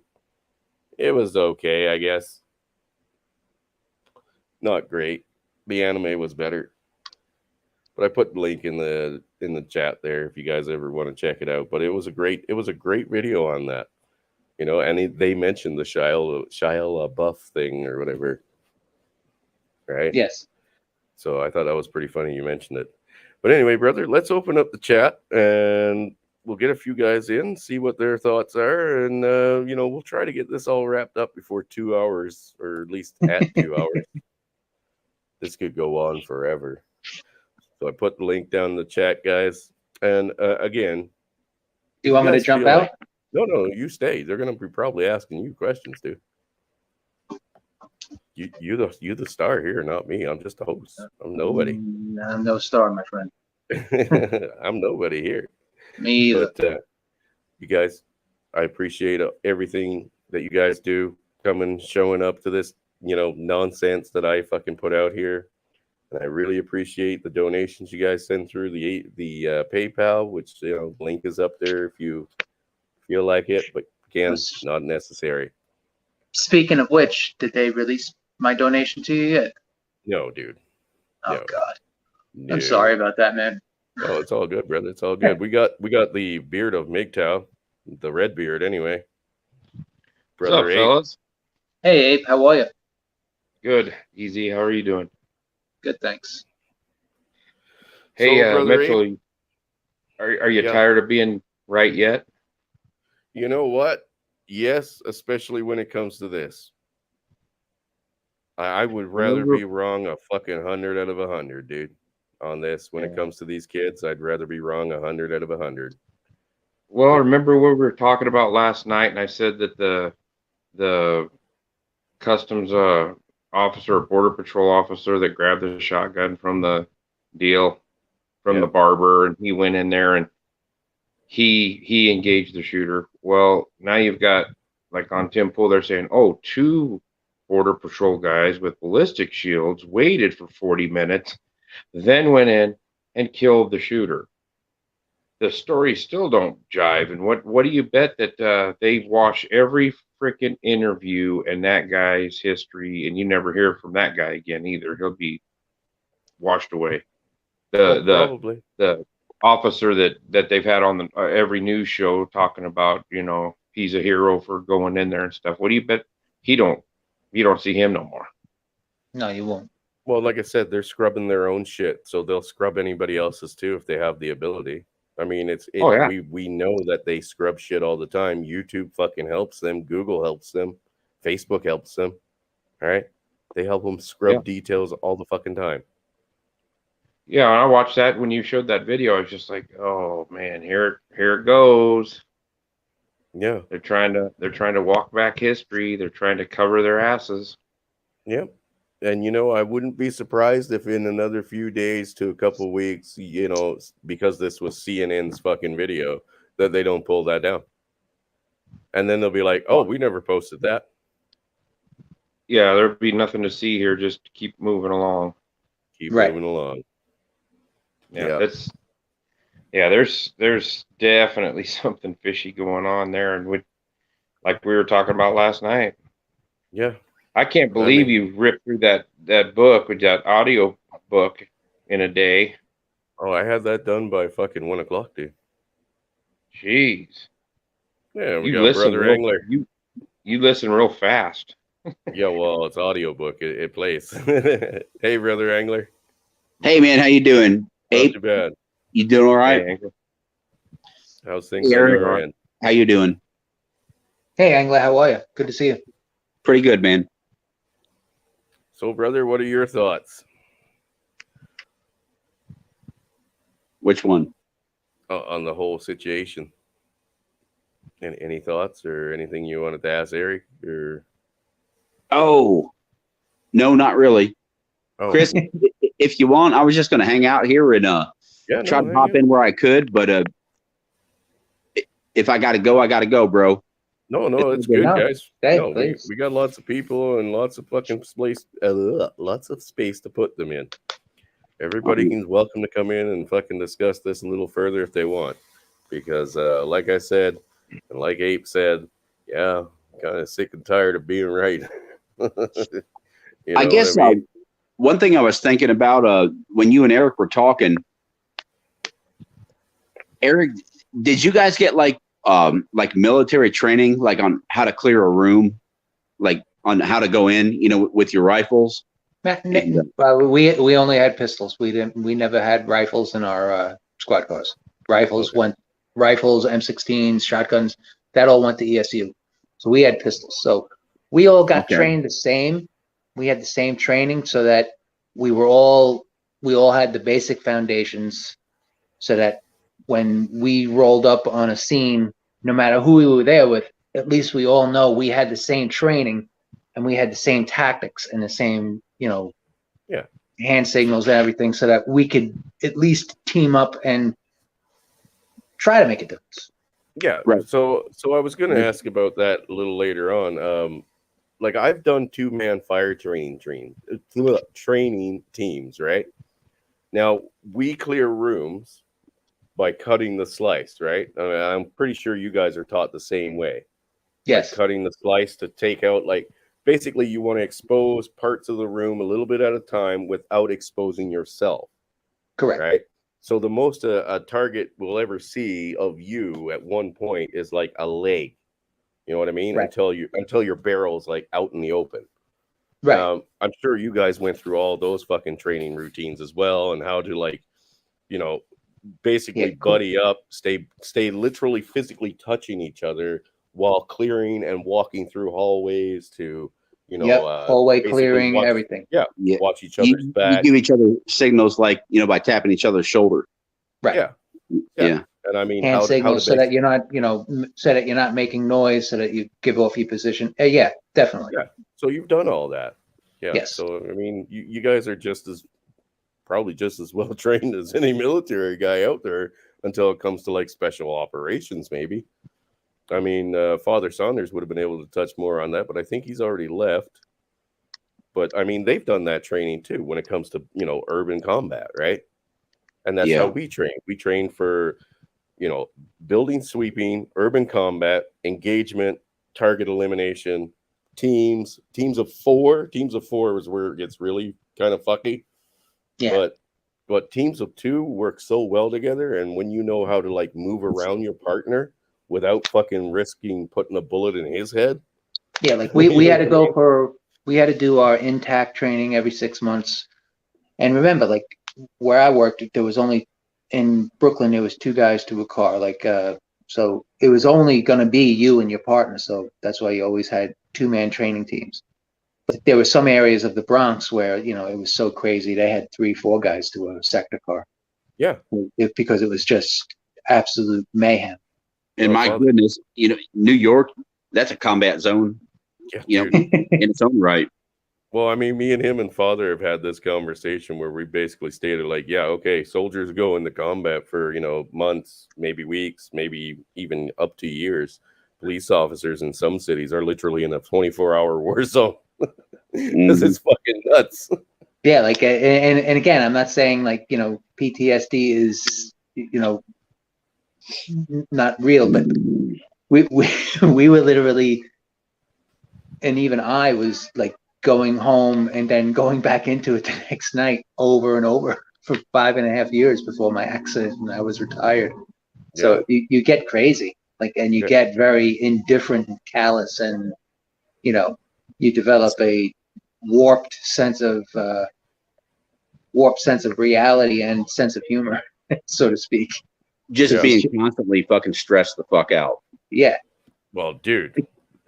Yeah, everybody. It kind of like is sort of like, I'm sure you've all watched The Matrix, the original one, where Morpheus is explaining to Neo that every one of them is potential, or everyone around us is potentially one of them, right? And the lady in the red dress, and then he turns around and it's a fucking agent with a gun in his face. That's how I see city fucking policing. It's like every one of these people around me is potentially the next person that's going to take a shot at me. Here's the thing to. I'm sorry, Eric. Go ahead. No problem. Here's the thing to just contemplate. When you went to the housing projects, okay, you had to park either really far away from the building, or you had to park so up close that you were near the overhang. Because what they used to do, and what they, from what I understand, they're still doing, is they would take, the dollar heads of lettuce that you can buy at the store, like the cheap heads of lettuce. Mm-hmm. They would take those and put them in the freezer. They'd wet them first. Shit. They'd wet them first in like a sink. They'd dunk it, and then they'd put like a bunch of them in the freezer. That would kill you. It would kill you. Now, they would drop. Huh? They basically would drop them off the top floor of the project or out the window, and you'll see it like every city car that works in like a rougher area. The roof of the car is either dented really bad, the hoods are dented, the trunks, and you'll always see like whenever we used to get out of the car, we were all trained to immediately look up, because if you see something falling down, you get back into the car and you duck. But I've seen guys get, like one guy had a cinder block go. He caught it just in time. He looked up and it went down. It hit him in the shoulder and went down his side and tore up his whole right side. And he was messed up for a long time. He had to retire because his whole shoulder was destroyed. He couldn't. Hey, you know what? Why is it that we don't hear about this shit? They don't put that in the press. They don't put that in the press at all. When the Latin Kings tried storming our one of the transit districts to get out a high-ranking member of their gang, they stormed the district, like 200 of their freaking gang members. And that's storming the building, right? Like storming the building. And yeah, we're talking at least 500 cops from all over the city responded. It looked like something out of remember the movie Gladiator, the opening scene, the battle with the Romans and the German barbarians. Yep. In the subway station at Fulton Street and out on the street and in the district and just everywhere. That's what it looked like. It was just a sea of just melee combat. Yeah. Nightsticks, radios flying. Bodies flying. This was like the movie Assault on Precinct 13, but in real fucking life. Yeah, and that didn't make the paper. Are you fucking serious? Nope, didn't make the paper. All that was said about it was that there was a scuffle at the Broadway Junction subway station and a few arrests made. That was the only blurb in the paper. Oh my! It was mostly peaceful. Yeah, it was mostly peaceful. Eric, one roll call we went into. I'm sorry. I'm sorry. One roll call we went into. We had Chief Brown was at our roll call, and he was holding him and Inspector Marino were holding these bullets that they got off of some guys that they locked up in the day tour.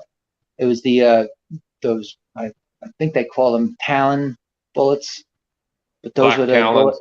Yeah, that's Black it. Talons. They go right. They're Winchester made them. They were I think Winchester made them. They're a Teflon coated bullet.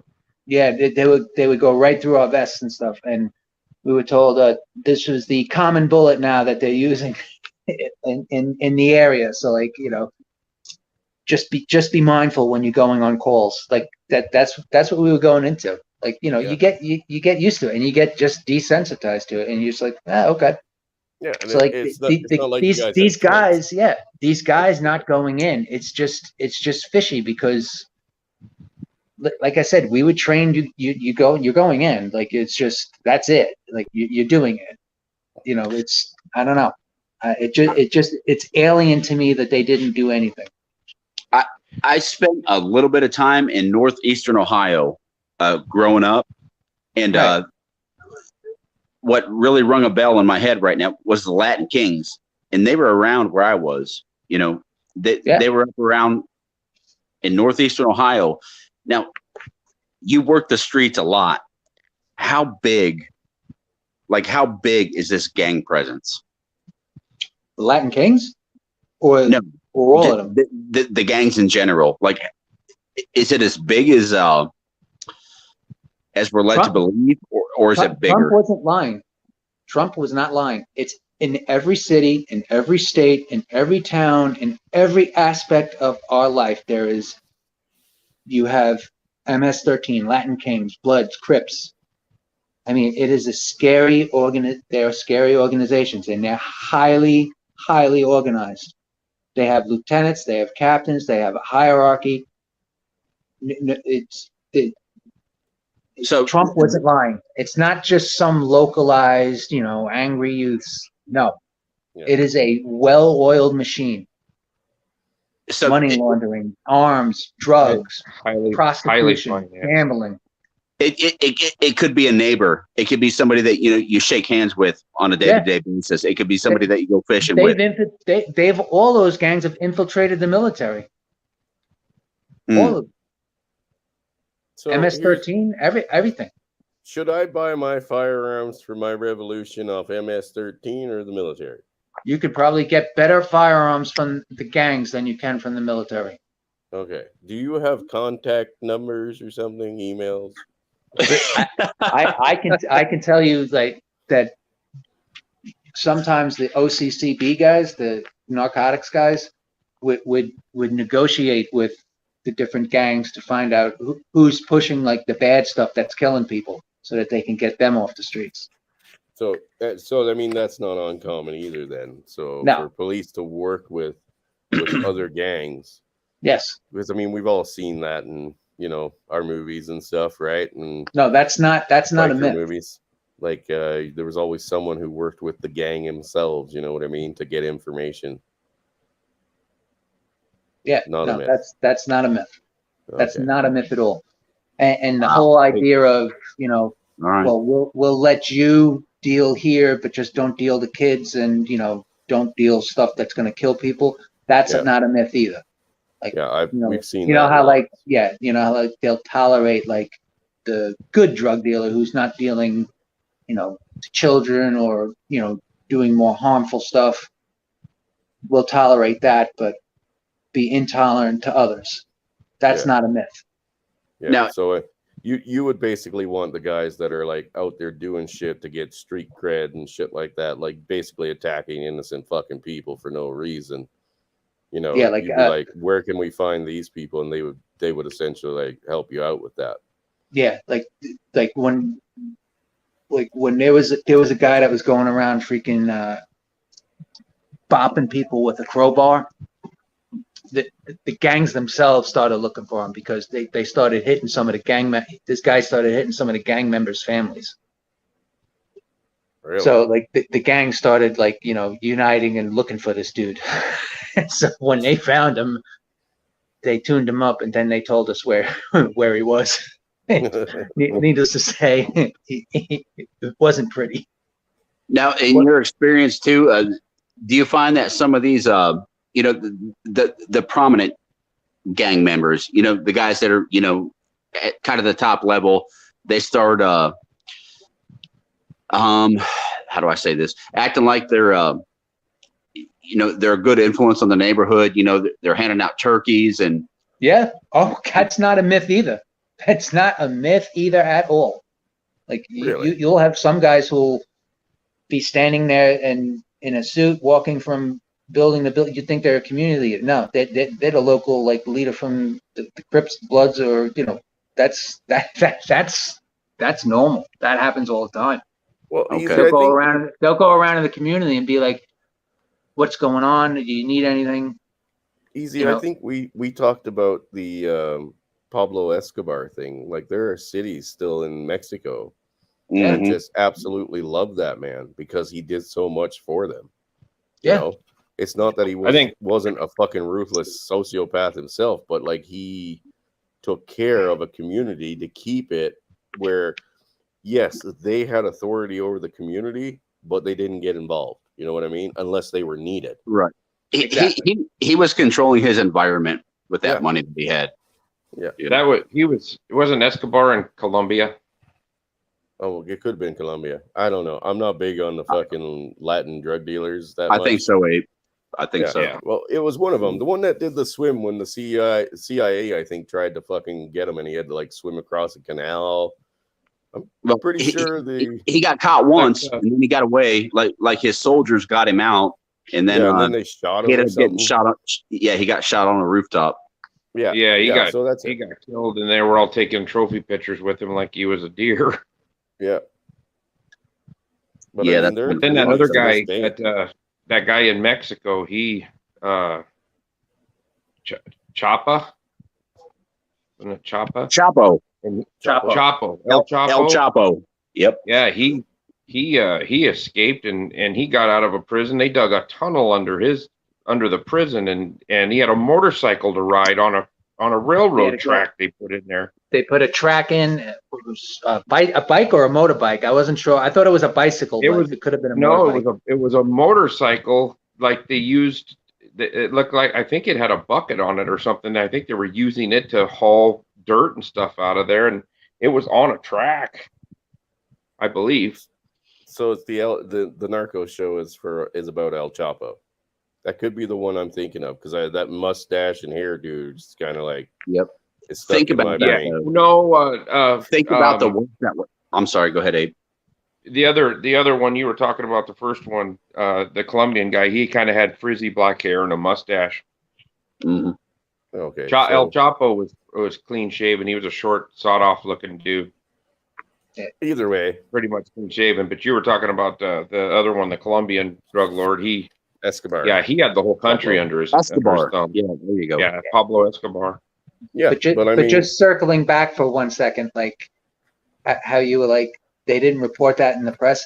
There's so much stuff that the press doesn't report that if they did, the people would be locking their doors at night and not even leaving their homes. You would think there's so much stuff that goes unreported that you would just be shocked. Yeah, but you would think people that would find out their fucking police departments were, understaffed or it would cause a panic. Dude, if you had a bunch of fucking gang members show up at your fucking police department and go into a full-on fisticuffs with all the fucking officers, that's under siege, man. That's like I could not believe when we pulled up to that. I could not believe what I was seeing. Like, yeah, I jumped out and started swinging my nightstick like crazy, but it just was like, at first you just get like shocked because you're just like, what the F is happening here? What on earth? And then like, you see it and then you're like, okay, well, I got to get out and do something. Like I saw guys just like, I used to carry this thing. It's like a metal case and you put like all your reports in it. This one cop that was I knew him from the 7-3 precinct. He was walking around just using that and just smashing people in the face to the point that it was dented and almost folded in half. And this thing is solid steel. That's those metal clipboards. Yeah, that you put stuff in. Yep, it's solid steel. Yeah. Actually, Hemi's got a good fucking point right here.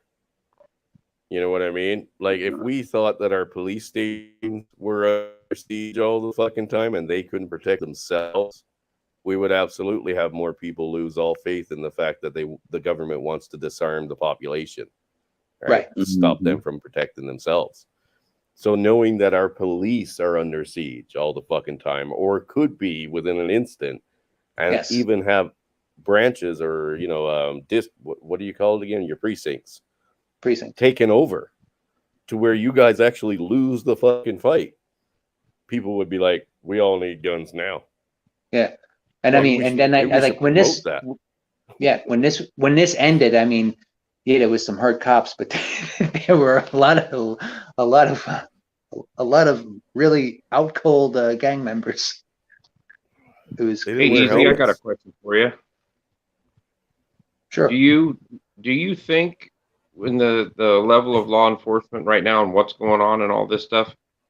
Look at France. Look at Germany, where there's neighborhoods that are run by certain ethnic minorities, immigrants that have come in, that the cops don't even go into the areas. And I heard that like Chicago's got areas like that where the cops will not even respond to a call in that area because they'll get shot at or knifed or jumped. Do you think that would be something that you could see happening in America, where there would be basically no-go zones for the police that because of those over in I've never France, seen it myself. But I hear that like some of the enclaves in Michigan that are certain ethnic minorities, that there are some places in Michigan that are like that now due to a certain Detroit, Lansing, Flint. Well, didn't you guys have projects where they were basically no-go zones until you guys were forced to go there? Not when I was like, we went and we just went up. Like I said, like we had to storm the projects a few times because the housing authority cops would either call for help or or had like a heavy job going on. We would still go, but I never was told to hold back or that we didn't go. No, I thought there was like projects or something that they didn't. I mean, look, the projects, some of them are just, I mean, yeah, but insane. Police wouldn't go there, and then somebody came out with a new order that said that you had to go there and start responding to calls. I think that was in Chicago, but was that in where Chicago? I worked, they used to shave down the stairs, and they put almost like they'd put like nails and stuff underneath them, so that if you put your foot on it, your foot would go right through, and you'd end up like on a rack of nails. Oh, they'd tape razor blades to the handrails going up, so if you tried to like grab the handrail to like pull yourself up the stairs, you could cut yourself. Hey, back to your question. After my son's mom, I took about a year off, and then I thought I was going to date again. And I dated this chick for about 6-7 months, and she was from Michigan, so it was kind of a long-term type thing. But she said, yeah, like up around Lansing and things like that, there are no-go zones. Yeah, where it's starting to happen here. Yeah, and they basically like over in France, the police don't even report to these whole areas of town, and the people themselves basically, it's like almost like a crime syndicate. The people themselves police themselves. Yeah, so if somebody gets out of line, they end up in a ditch somewhere. But it's like they're their own sovereign country. Yeah, I believe Paul Joseph Watson had a few videos on this, on France, on Sweden, and on I think it was Belgium. Belgium has something like 100 no-go zones. Sweden and France have something like 70 now or something. Where the police, the police and fire department absolutely refuse to go to because they're getting shot at and stuff. And again, Sweden is unarmed, and again, Sweden is completely unarmed except for the police. That they're having grenade attacks, they're getting sniped, AK-47 shot at them. So anyone who's for disarming the public just needs to look to Europe, the European model. That's what they want for us. Yeah, all the criminals. All these places you guys have mentioned are all places where the population was disarmed. Yes. So. Yep. And I believe France, like. But they're all heavily armed. Yeah, a lot of the former French military are sounding the alarms for possible civil war because most of the population is getting sick of it. Yeah, like there's parts of Paris where like you just have tents, mattresses, fecal matter just all over the streets because you have thousands of migrants just living in the streets and robbing and pillaging anyone who walks by. Yeah. Well, hey man, like we've been saying for years, if you disarm the fucking standard citizen, you just open him up to be a victim of not only the government tyranny, but any illegal fucking organization out there. I mean, we have it right now to where reserves, the native reserves, they are literally controlled, some of them, by the fucking gangs in the reserve. I think it's also a circumstance of, governments, doing their immigration bullshit and creating all this horse shit, pushing people together. When you push cultures together, it's not going to work. No. Those cultures got to meet each other. Those cultures got to shake hands. We got to get to know the culture. They got to get to know our culture. But that's not the case right now. They're shoving us together. Well, not only that, but you're taking away fathers who would keep young men in line, and we wouldn't have as many gang rollers or thugs out there. You know what I mean? If they came from homes with fucking decent fathers in them. Yeah, And we're on like the third or fourth fucking generation of that shit. I So, agree I with mean, that. it's hard to find Yeah. adult men that are good fucking fathers because they didn't know one themselves. You know what I mean? Yep. Like now it's just a free for all fucking thugs and fucking petty criminals, right?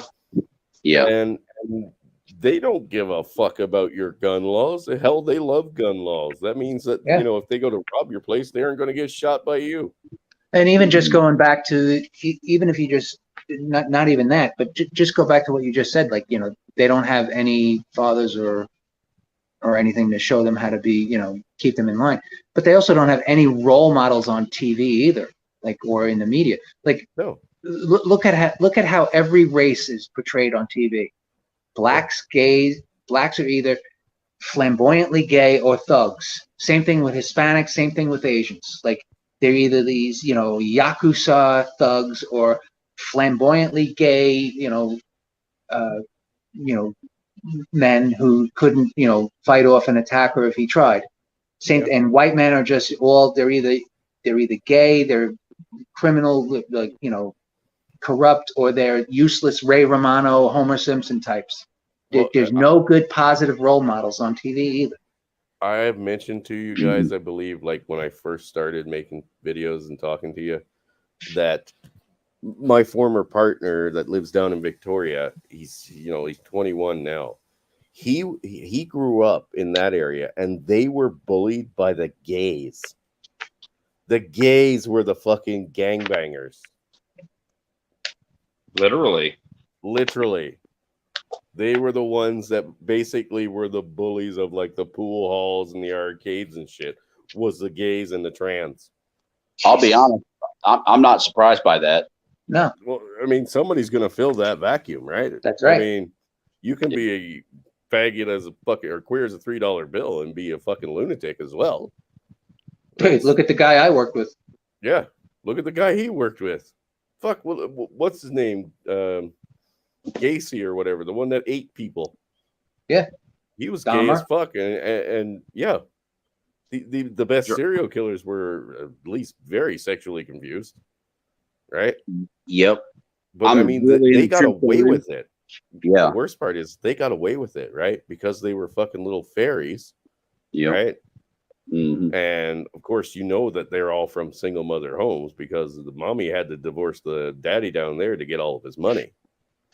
Well, I think all four of us here right now, we know that, homosexuality was once considered a mental disorder. And the only reason it got removed from the DSM is because, there's a board of people, okay, that decide what goes in and what comes out of that book. That's right. And eventually, some homosexuals got on the board. That's right. And they found it offensive. And that's why homosexuality is now removed as a mental disorder from the DSM. Yeah, but it shouldn't be. Yeah. Oh, and remember the going narrative now is that, gender dysphoria, well, that was made up by a bunch of white guys over 100 years ago. And, as Ben Shapiro is saying, even Candace Owens even said it once, like, yeah, it might have been made up by a bunch of white guys 100 years ago, but it doesn't mean they're wrong. It is a mental illness. God damn it. Yeah, exactly. It doesn't mean somebody's wrong because of whatever. Just because it's old, just because it still checks all the boxes as a mental illness. It doesn't mean they're wrong. Yep. Yeah, just because it hurts your fifis. Right. Or you can fucking get on and say it's white male supremacy. It's white male supremacy. Look at Canada's law where they decriminalized bestiality. What? Now I'm sure in some medical textbook, there's someone that wants to have sex with animals is probably a diagnosed psychological problem. Jay, can you confirm that? I didn't hear that. Abe, you're fucking shitting me. I mean, is bestiality a legal thing here now?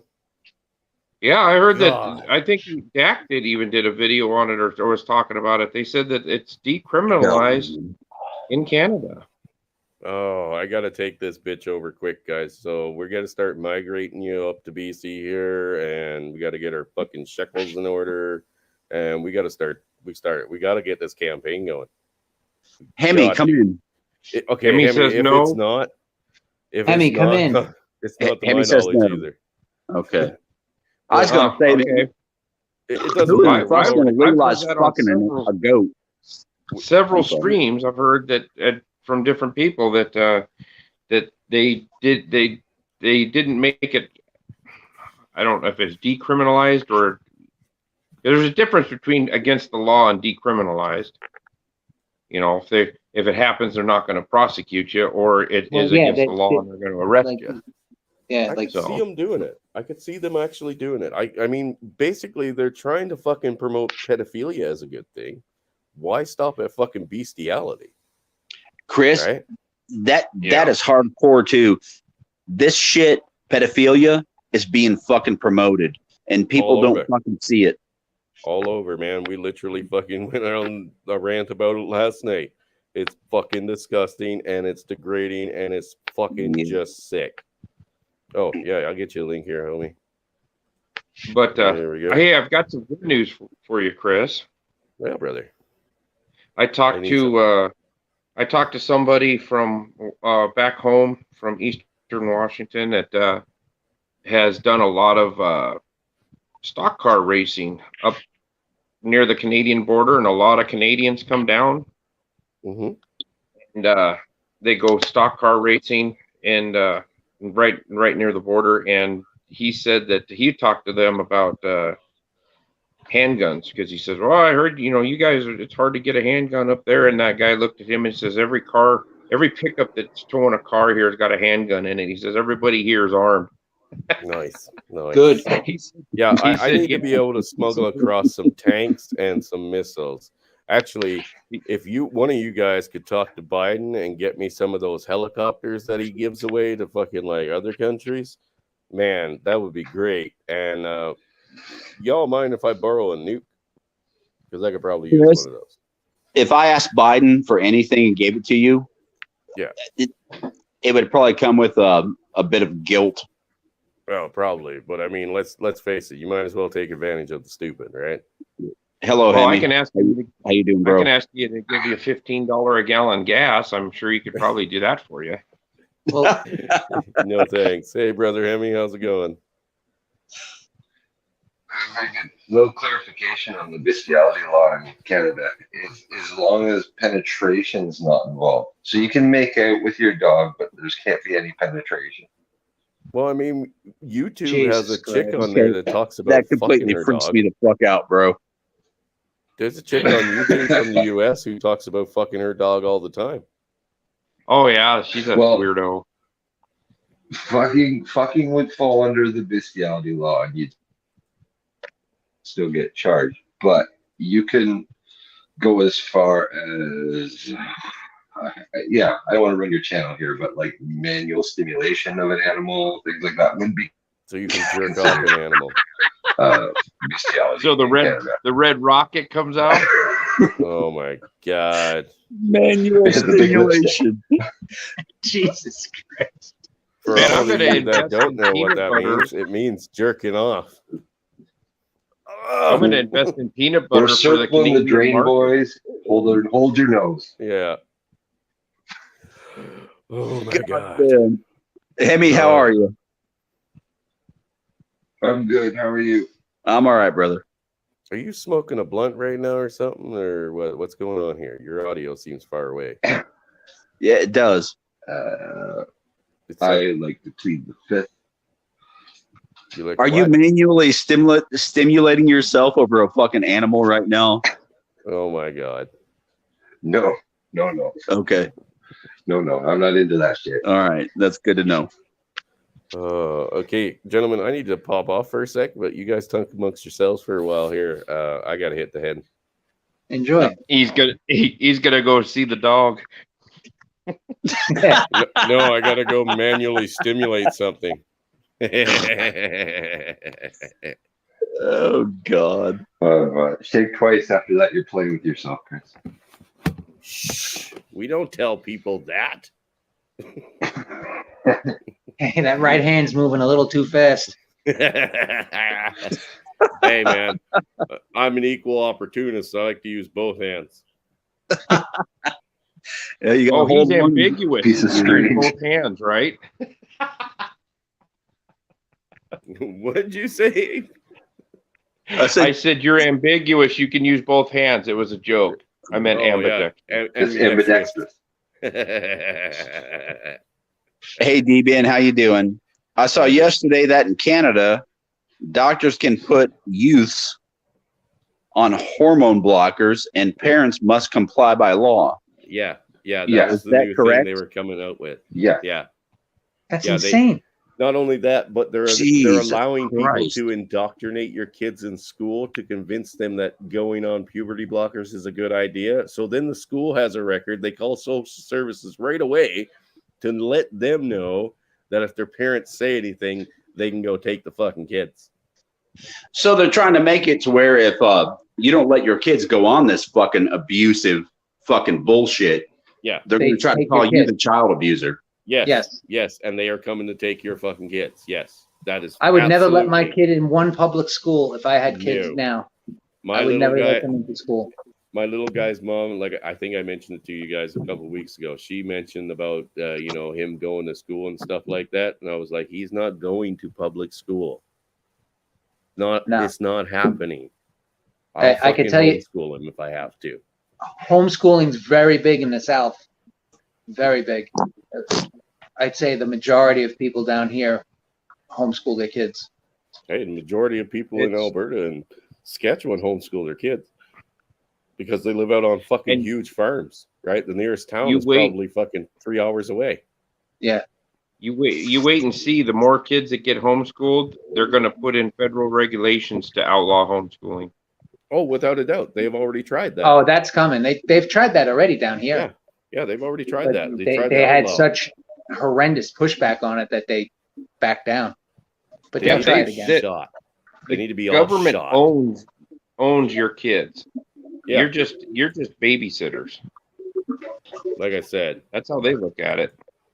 And that part pisses me the fuck off.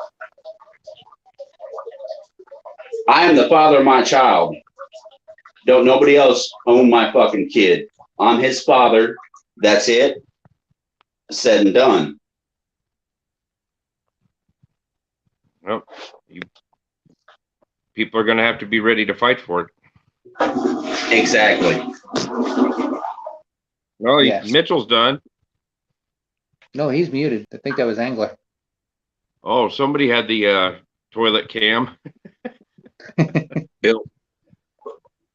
Fortunately for you Sound guys, to make I didn't have any statements. camera on, but I was definitely peeing.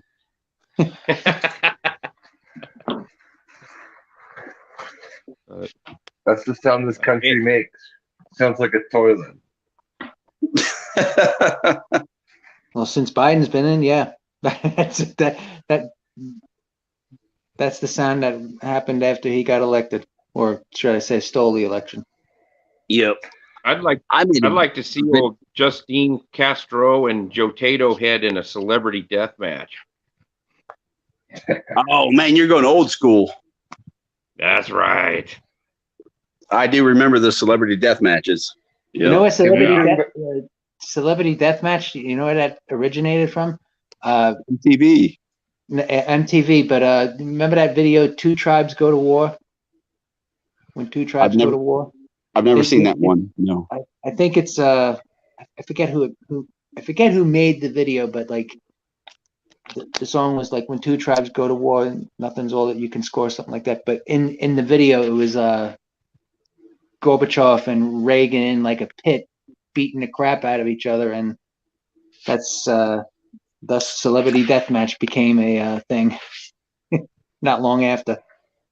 They had some good ones, that's for sure. Oh yeah. Oh yeah. Hell, I remember I like having the I had the original Beavis and Butthead episode that came off of Liquid Television. Off of Oh MTV. yeah.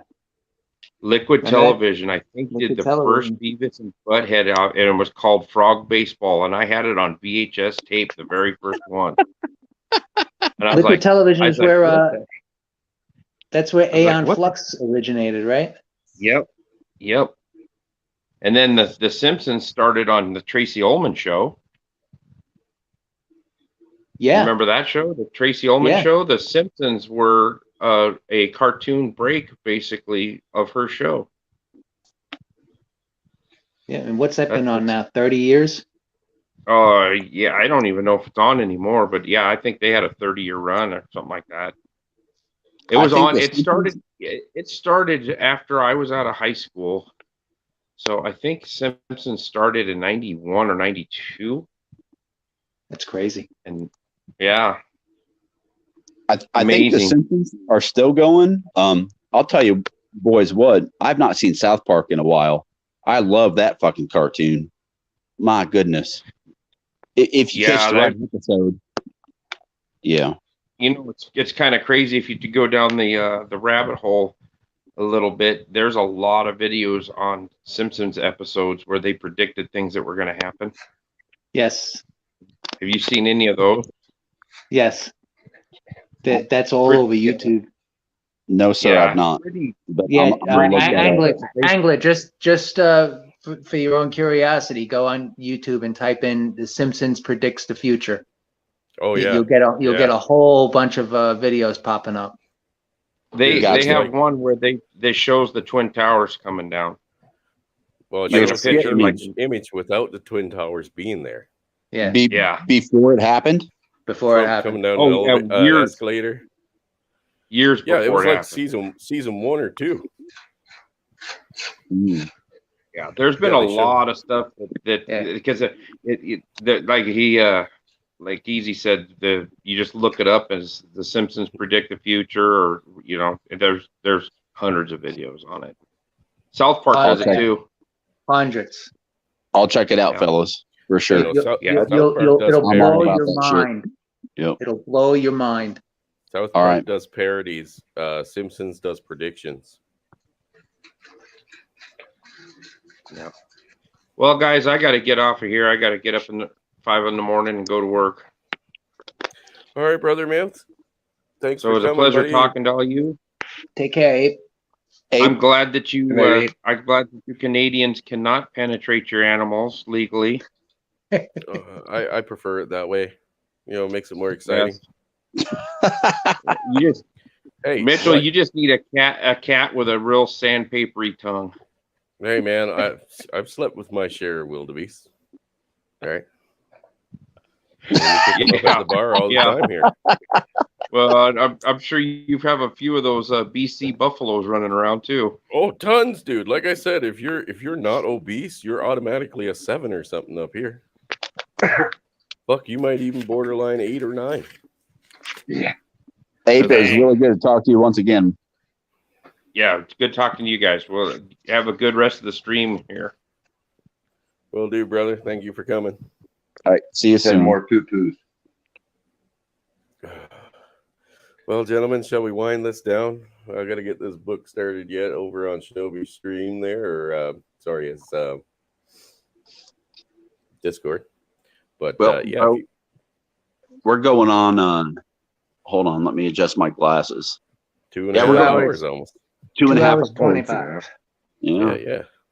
And it's your Yeah. stream, so it's your call, bro. Well, I enjoy the conversation, especially when it gets good. Not that the bestiality thing is good, but everything else has been fucking just spot on, guys. Spot Yeah, on. that part kind of fucked me up. It sent us for a bit of a twist there. Yeah. But it's nice to know that it's not legal. Oh, that's good news. Yeah. Well, it's not legal today. Give it a week or a month with Trudeau involved, and it might be. Give it time. A little colored hairspray and some clothes, and you never know. Heavy petting is still there. Yeah. Flamin', I'm going to be putting a book on stream for the guys on Shinobi's Discord I haven't seen him tonight actually, but it's a good book that Mouth Agape Ape recommended with some very good points, and you know it plays into a lot of what we see going on right around the world today. So it's worth listening to. Like I said, I mean, there's quite a bit of it that I don't fucking jive with. Like I'm not big into the UFO thing. But other than that part, dude, most of it was like fucking almost on par. And it really doesn't matter left or right. They're all fucking following somebody else's agenda. This World Economic Forum, I mean, he was basically describing that shit without ever fucking knowing what it was. Oh, fuck. So. I'm always up for a good book, and I'm still finding my way around Discord, but I'm pretty sure I'll find that book. So appreciate it, Chris. No worries, guys. Guys, I'm gonna jump out. You all good, buddy? Yeah, good talking to you. Good talking to you. Yeah, Chris, no worries, brother. Chris, don't jump in yet. Take care, easy. Have a good night. Hey, take care, bro. My brother Eric's having a bad episode with his head there, guys. So, Chris, did you get my I did, brother. message? I did. Good. I appreciate that. It's all I not can do. necessary, brother. I was actually hoping we could help you out, but I mean, I appreciate it, and it will definitely go to where it needs to go. Thank you.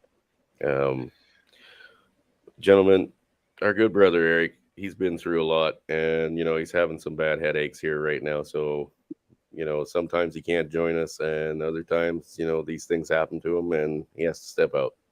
But we appreciate him being here, and for everything he gives us for insight.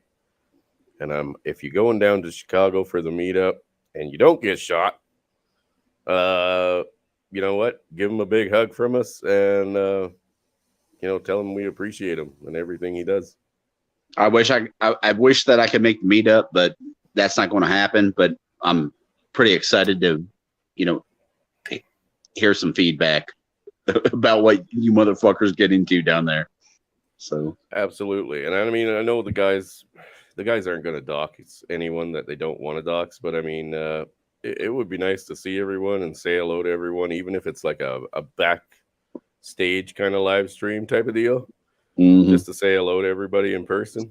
That would be cool. I'm going to possibly talk to Ike and Scotty and the rest of the guys that I know that are going there and seeing if that's okay. Chris, I tried your number today, and it didn't go through. And I don't know if that's a international thing, but the only reason why I wanted to call you was just to swap numbers with you, so you had mine too. That was the only reason I wasn't calling for a conversation or anything.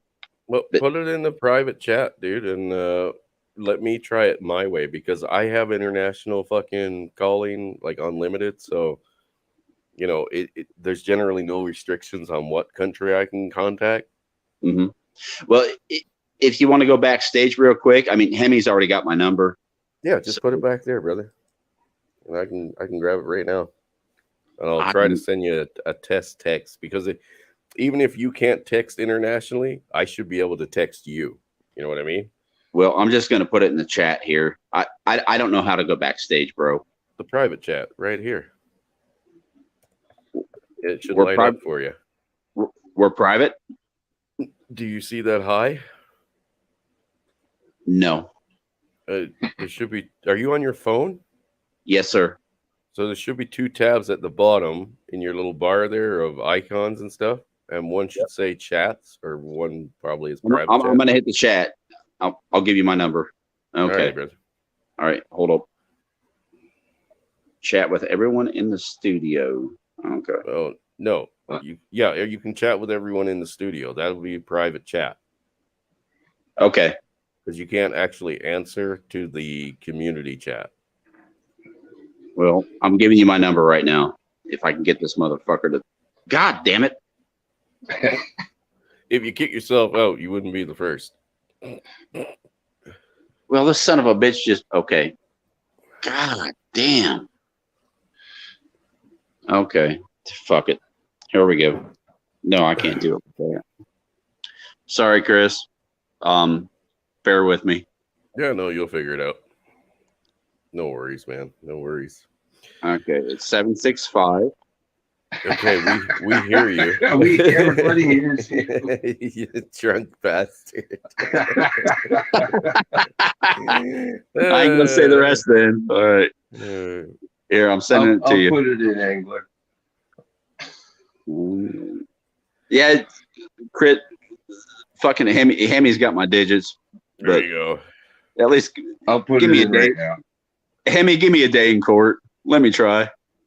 Hey, Single Town. What's up, brother? All right, sending it now. Single Town. Yep, there it is. There it is. Single Town? Bachelor? Oh, this guy's Bueller. got quite a story. Man. Bueller. Are you there, Bueller? Bueller.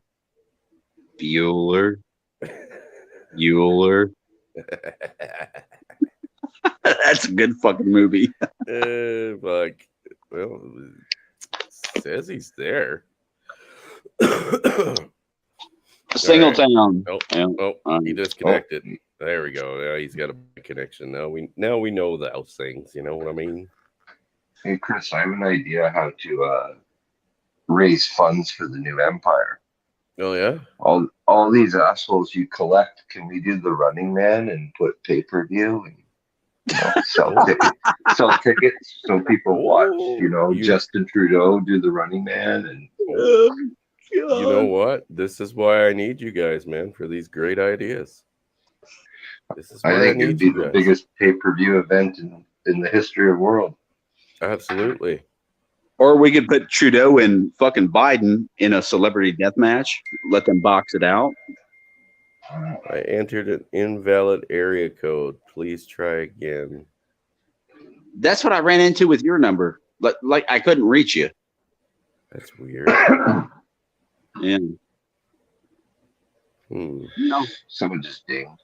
We'll figure it out, bro. Yeah, no worries, no worries.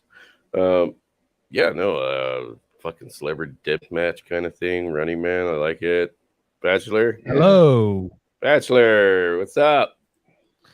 Not much. Single Town, how you doing? Good. Hey, Bachelor. Are you into the fucking flagon of mead again tonight? Flag in the meat? I don't know. You don't drinking it by the fucking flagons anymore? Or you just going to the fucking cask and diving in? For a while, I suspect that he actually lives in a barrel of mead, but I could be wrong. Outlaw, men. Nah. No,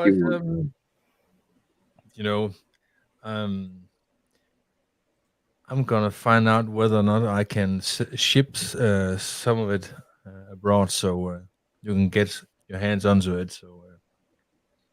Oh well, I think you've been in the mead. I wouldn't say no to some mead if it's good stuff. Like I said, it's something you won't find around here. Send some my way. Yeah. There you go. Fucking everybody needs some. Yeah. We'll sell out for that guy. Well, it is what it is. Good stuff.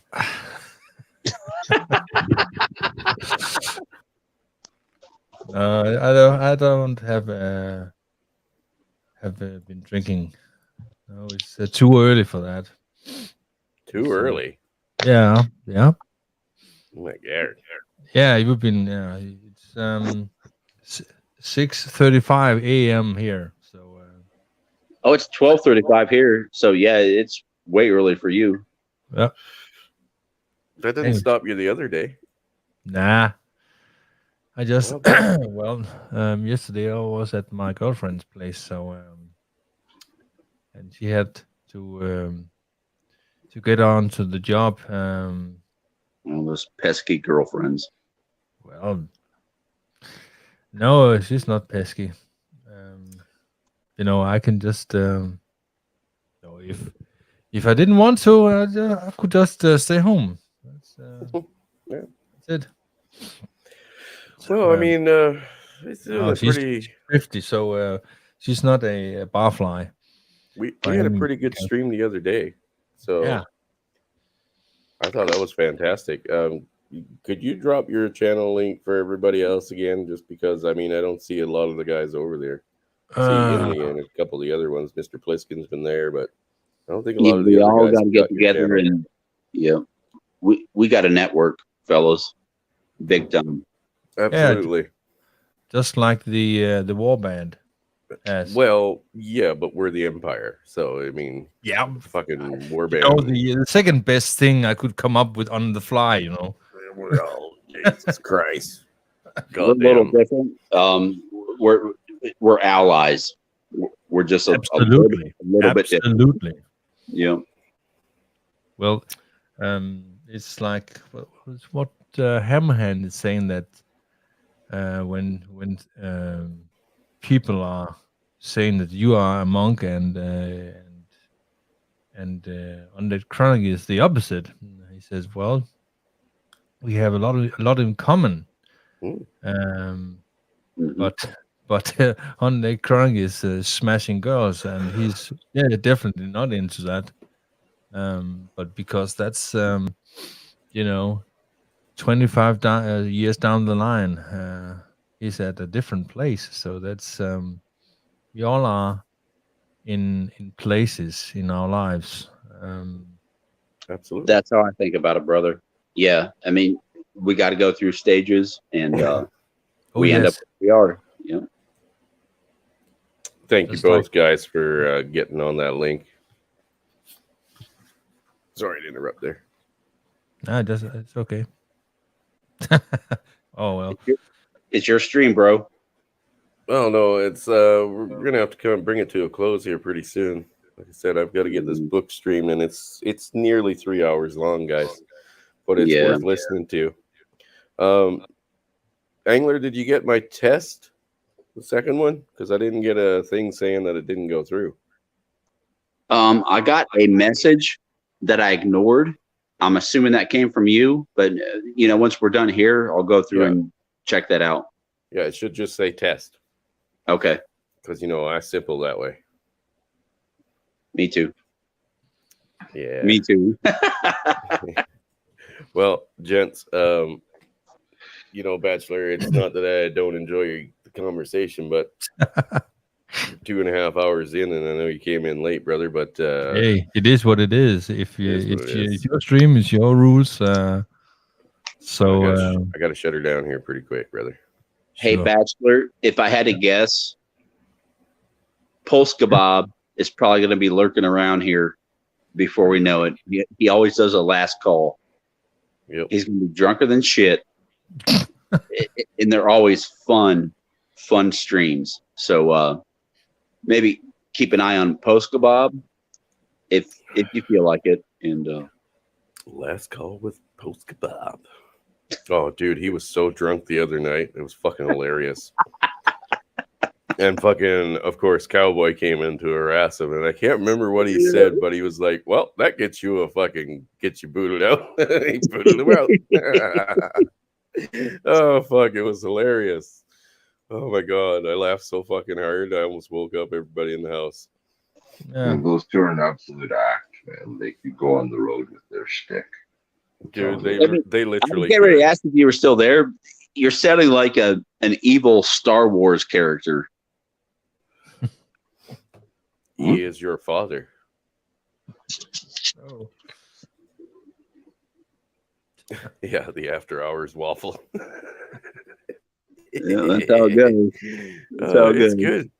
It's good, man. I love it when those fucking guys get together and just fucking, especially when Bob has control, because, generally, like I said, Cowboy's not as drunk, right? Or if he's drinking at all, and, Bob's just like, fuck it. I don't have time nor patience to respond, so I'm just going to give you the boot. Yep. Bob's always slippery. Well, yeah. Fuck you. You're getting timed out, Cowboy. I'll tell you what, Chris. I can tell you're getting to get out of here, so I'm gonna be the first one to drop out. And thanks for hosting everybody. And well, I appreciate your streams you guys. are great. So take care. Before you go, Okay.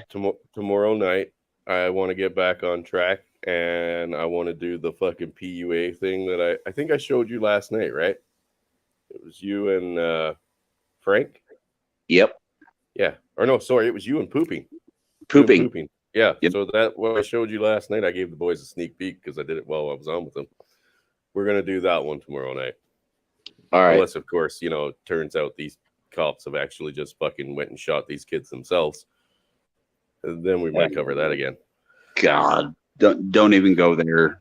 Oh, I don't want to, but you never know, man. You never fucking know.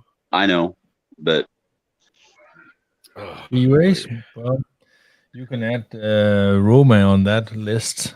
You know what? Everybody else has roasted that She's fucking turd. that 2-piece fucking whore. They can have her. I don't want that fucking bitch's image on my fucking stream anymore. Dude, I've been roasting her for a while. I'm so glad that somebody finally did it, and I'm glad that she finally showed her ass enough to where she can actually be fucking roasted. And I hope it actually gets some traction this time. Well, here's the thing. People in those, like I've stated to you guys, I follow a lot of Facebook groups that are like fathers' rights groups and stuff like that. They still post her shit. Still. Well, yeah, you just take some screen grabs from Hammer. Well, that's just I'm going to actually. Yeah, I think it was on Hammer. Yeah, the next time that I see a post from somebody on there or one of these fucking channels, right? I am literally gonna bomb the fucking channel with her OnlyFans bullshit and fucking what a Hammerhand's got up on Odyssey. Everything I fucking can until I drive the fucking point home. Yeah. It's either that or I fucking leave and just be like, fuck it. Maybe this whole thing is run by her. Who knows? I went after her one time with a comment.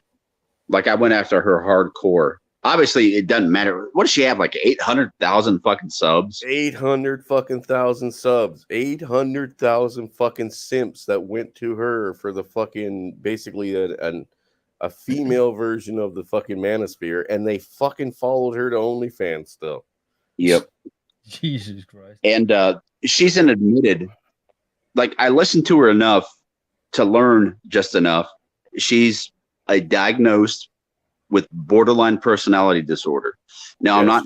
I'm not knocking anybody that has that condition. If you're working on it, good for you. But if you're not, and you're allowing it to affect other people with your condition, you can fuck off. Well, me and Billy covered that on one of the first streams I did because I have Billy the Goat on as my first guest. Actually, he might have been my first guest. We covered that. Borderline personality disorder was literally invented because they didn't want to say you're fucking crazy, bitch. Plain and fucking simple. Now it's taken on its whole new fucking term, but at the same time, that's where they came out with the borderline personality disorder. And it's still to this BPD day. Pretty much means psycho bitch. Yeah, but the fact that they mentioned it in Amber Heard's case made it even worse because to this day, it still can't be used against anyone in court, unlike anything else in the sociological fucking frame, right? PTSD, everything can be used against someone in court except for borderline personality disorder, and that's the best that they can fucking do for all these broads. Well, it's not used against people that possess vaginas. If you have a penis, it will be totally used against you. Oh, quite possibly. Yeah, that's true. Yeah, it's one of the areas that women can fuck guys over. Yeah, and get away with it and still be told some kind of fucking disability of some kind. Yeah. Fucking pisses me off. Okay, but anyway, gentlemen, I got to shut this down. I want to thank everybody for coming. If you have any final thoughts, now's the time. Mr. Angler, final thought. Chris, thank you for hosting everybody. It's always a good time here. That's my final thought. Hey, man. I ain't here without you. So thank you guys for coming. All right. See y'all. See you, brother. See you. Mr. Hemi. Thanks for having me, Chris. And remember, You know, love your dog, but don't love your dog. Love your dog, but not your bitch. All right, brother Hemi, thank you for coming. Oh, Mr. Singletown Bachelor. Sorry you Late came to here the so show, late, brother. and well, it is what it is. It is If what you it get is, up brother. late to the stream, then you are in the last round. Yeah, that's true. But if you do a stream tomorrow, brother, you can look for me in the chat. I will definitely be there. Well, if you are up to the task and join the stream, then you'll absolutely be welcome. Hello, Brother Eric. you doing okay, buddy? Yeah, sorry about that. No Hey, worries, no, man. No it is. worries. Okay. If you had headaches, you have headaches. Oh, I can relate to that. So. I had a lot more than that headache. I got so dizzy I vomited. Whoa, that's Oh. cute. Nasty, brother. Nasty. Oh yeah. Sorry about that. No, it's all good, buddy. It's all good. Like I said, we're doing this on your time. You're my guest. You know what I mean? Well, I appreciate that. I appreciate you being here, man. Because, like I said, you give us an insight that we could never get anywhere else. So Yeah, no, fuck your haters. Fuck your haters to the moon, I guess. Oh, I never even meant to say. I thought I was muted when I talked about Discord. I didn't want to say anything. Well, it's out there now. It's in the ether. Either way, whatever. Either way, it is. Well, brother, any final thoughts before I shut this show down? Oh, you're still live? Yeah, I'm still Oh. live. I'm trying to shut it all down. I was only going to go for about an hour and a half max. We're almost at 3. When I you know thought it, you you know I it thought you were definitely. Chris. I thought you were gonna ask me about the street crime dudes. Oh, fuck yeah. God, we'll be here for another 2 hours. Oh, I want hate to. I hate those dicks. God, I hate those guys. Guys, we are trying to convince one of Eric's friends to come on, who is also a former officer, and talk about the street crime unit that worked, with them and stuff like that, and the shit they went through. The most I can get out of Eric is, fuck, they're such fucking dicks. That's literally it. I was gonna set it up with one of you guys, like, running a counter on how many times they said dicks. We'd be in the thousands. It's just so incredible. They're just in that stupid logo they have, street crime. We own the night. Like, no, you're a dick. You're just a fucking dick. I hate those guys. Well, if they own the night, what are the crime statistics? They make up their own crimes. Yeah. And It's therein lies the problem. fireman who sets buildings ablaze just to come and Well, well, one of my friends has a theory on Long Island in New York that all volunteer firemen are arsonists in training. Oh, fuck. I wouldn't be surprised. The town I grew up in, they arrested nine of the volunteer firemen for setting fires and showing up first to try to save people. And 2 or 3 times the fires they set killed people. So they're in prison for murder. Holy fuck! Are you serious? Dead serious. Look up. Oh my god. Sayville, Long Island, Sayville, New York. Arson/murder. Volunteer fireman. One of the guys was the fire chief's son. Oh my that's god, good. dude.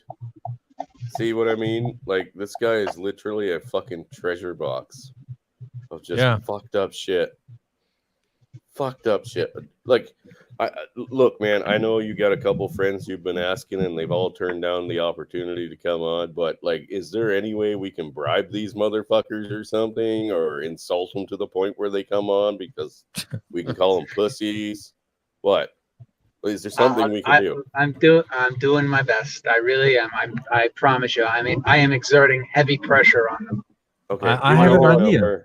Give me their number and I'll call them. Be like, Chris, I have "Hey, an idea. we got a mutual friend, and he said that you really like cock, and that you were too big of a pussy to come on my show, bro. You want to prove him wrong?" But I'm not lying. Like, even when I was talking to Bob the other day when we were talking about this, and I said, "Would you be willing to go on and talk about street crime?" And the first words out of his mouth was, "I hate those fucking dicks." Oh my God, dude, like, it would be the greatest show ever. And like I said, like some people don't believe me when I say we used to have all out brawls, like fist fights with these guys in the back of the precinct.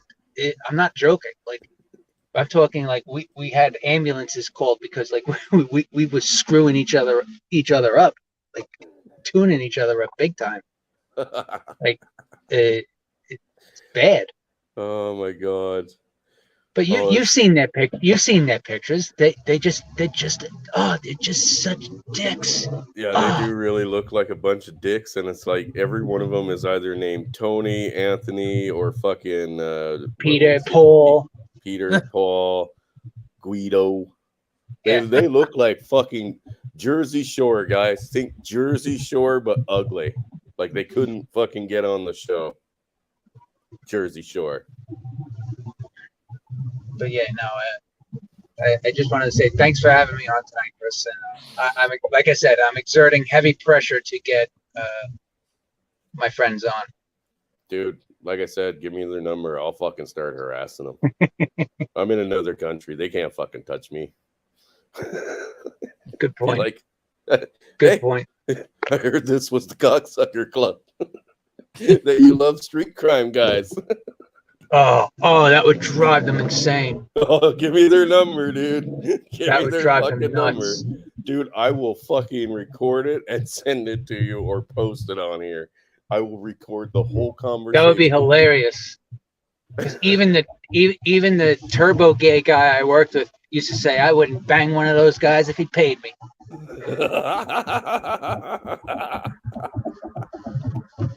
Oh my God.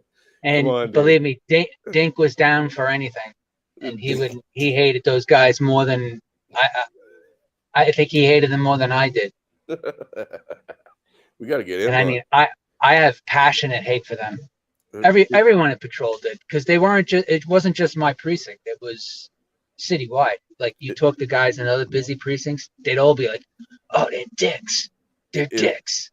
Is Dink still an officer, retired? No, alive? he lives in Oregon, outside. I think he's by Scotty, actually, by Portland. Oh, he married his partner, and I think he adopted a bunch of kids.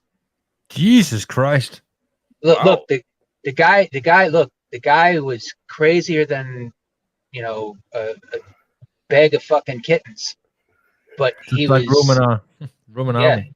He was nuttier than a fruitcake, but if you were ever in a scrape, that's the guy you wanted next to you, man. Yeah. He was he was a competition bodybuilder. He had more money than God because his parents were filthy rich. He was a competition bodybuilder, and he had like 3 belts and 3 different martial arts. I mean, the guy was just he was insane. He was insane. But really great guy. He'd give you the shirt off his back to help you. Well, we got to, like I said, man, especially him, because after the story you told me about that guy, I'd sink it right to him, dude. I'd be like, hey, I heard you're gayer than fuck, crazier than fuck, and you really love the street crime unit, but I want you to come on to the show and prove your love. I'll send them pictures of Scotty and be like, hey, I'll get this guy to fuck you. They put down one of our friends, this guy Sean. He was jogging to work, so they put him down at gunpoint with a gun to the back of his head. So then when they discovered he was a cop, they were like, "Oh, sorry, man, oh, okay," because he kept yelling out while they had him on the ground, and they were cuffing him and had a gun to his head because he had a gun on him. He had his service weapon on him because he's going to work and he's jogging through Brooklyn. So they they took him down and like to go through his stuff, and they find his shield and ID card, and they're like, "Oh man, no, we're real sorry." So then, when we heard about it, we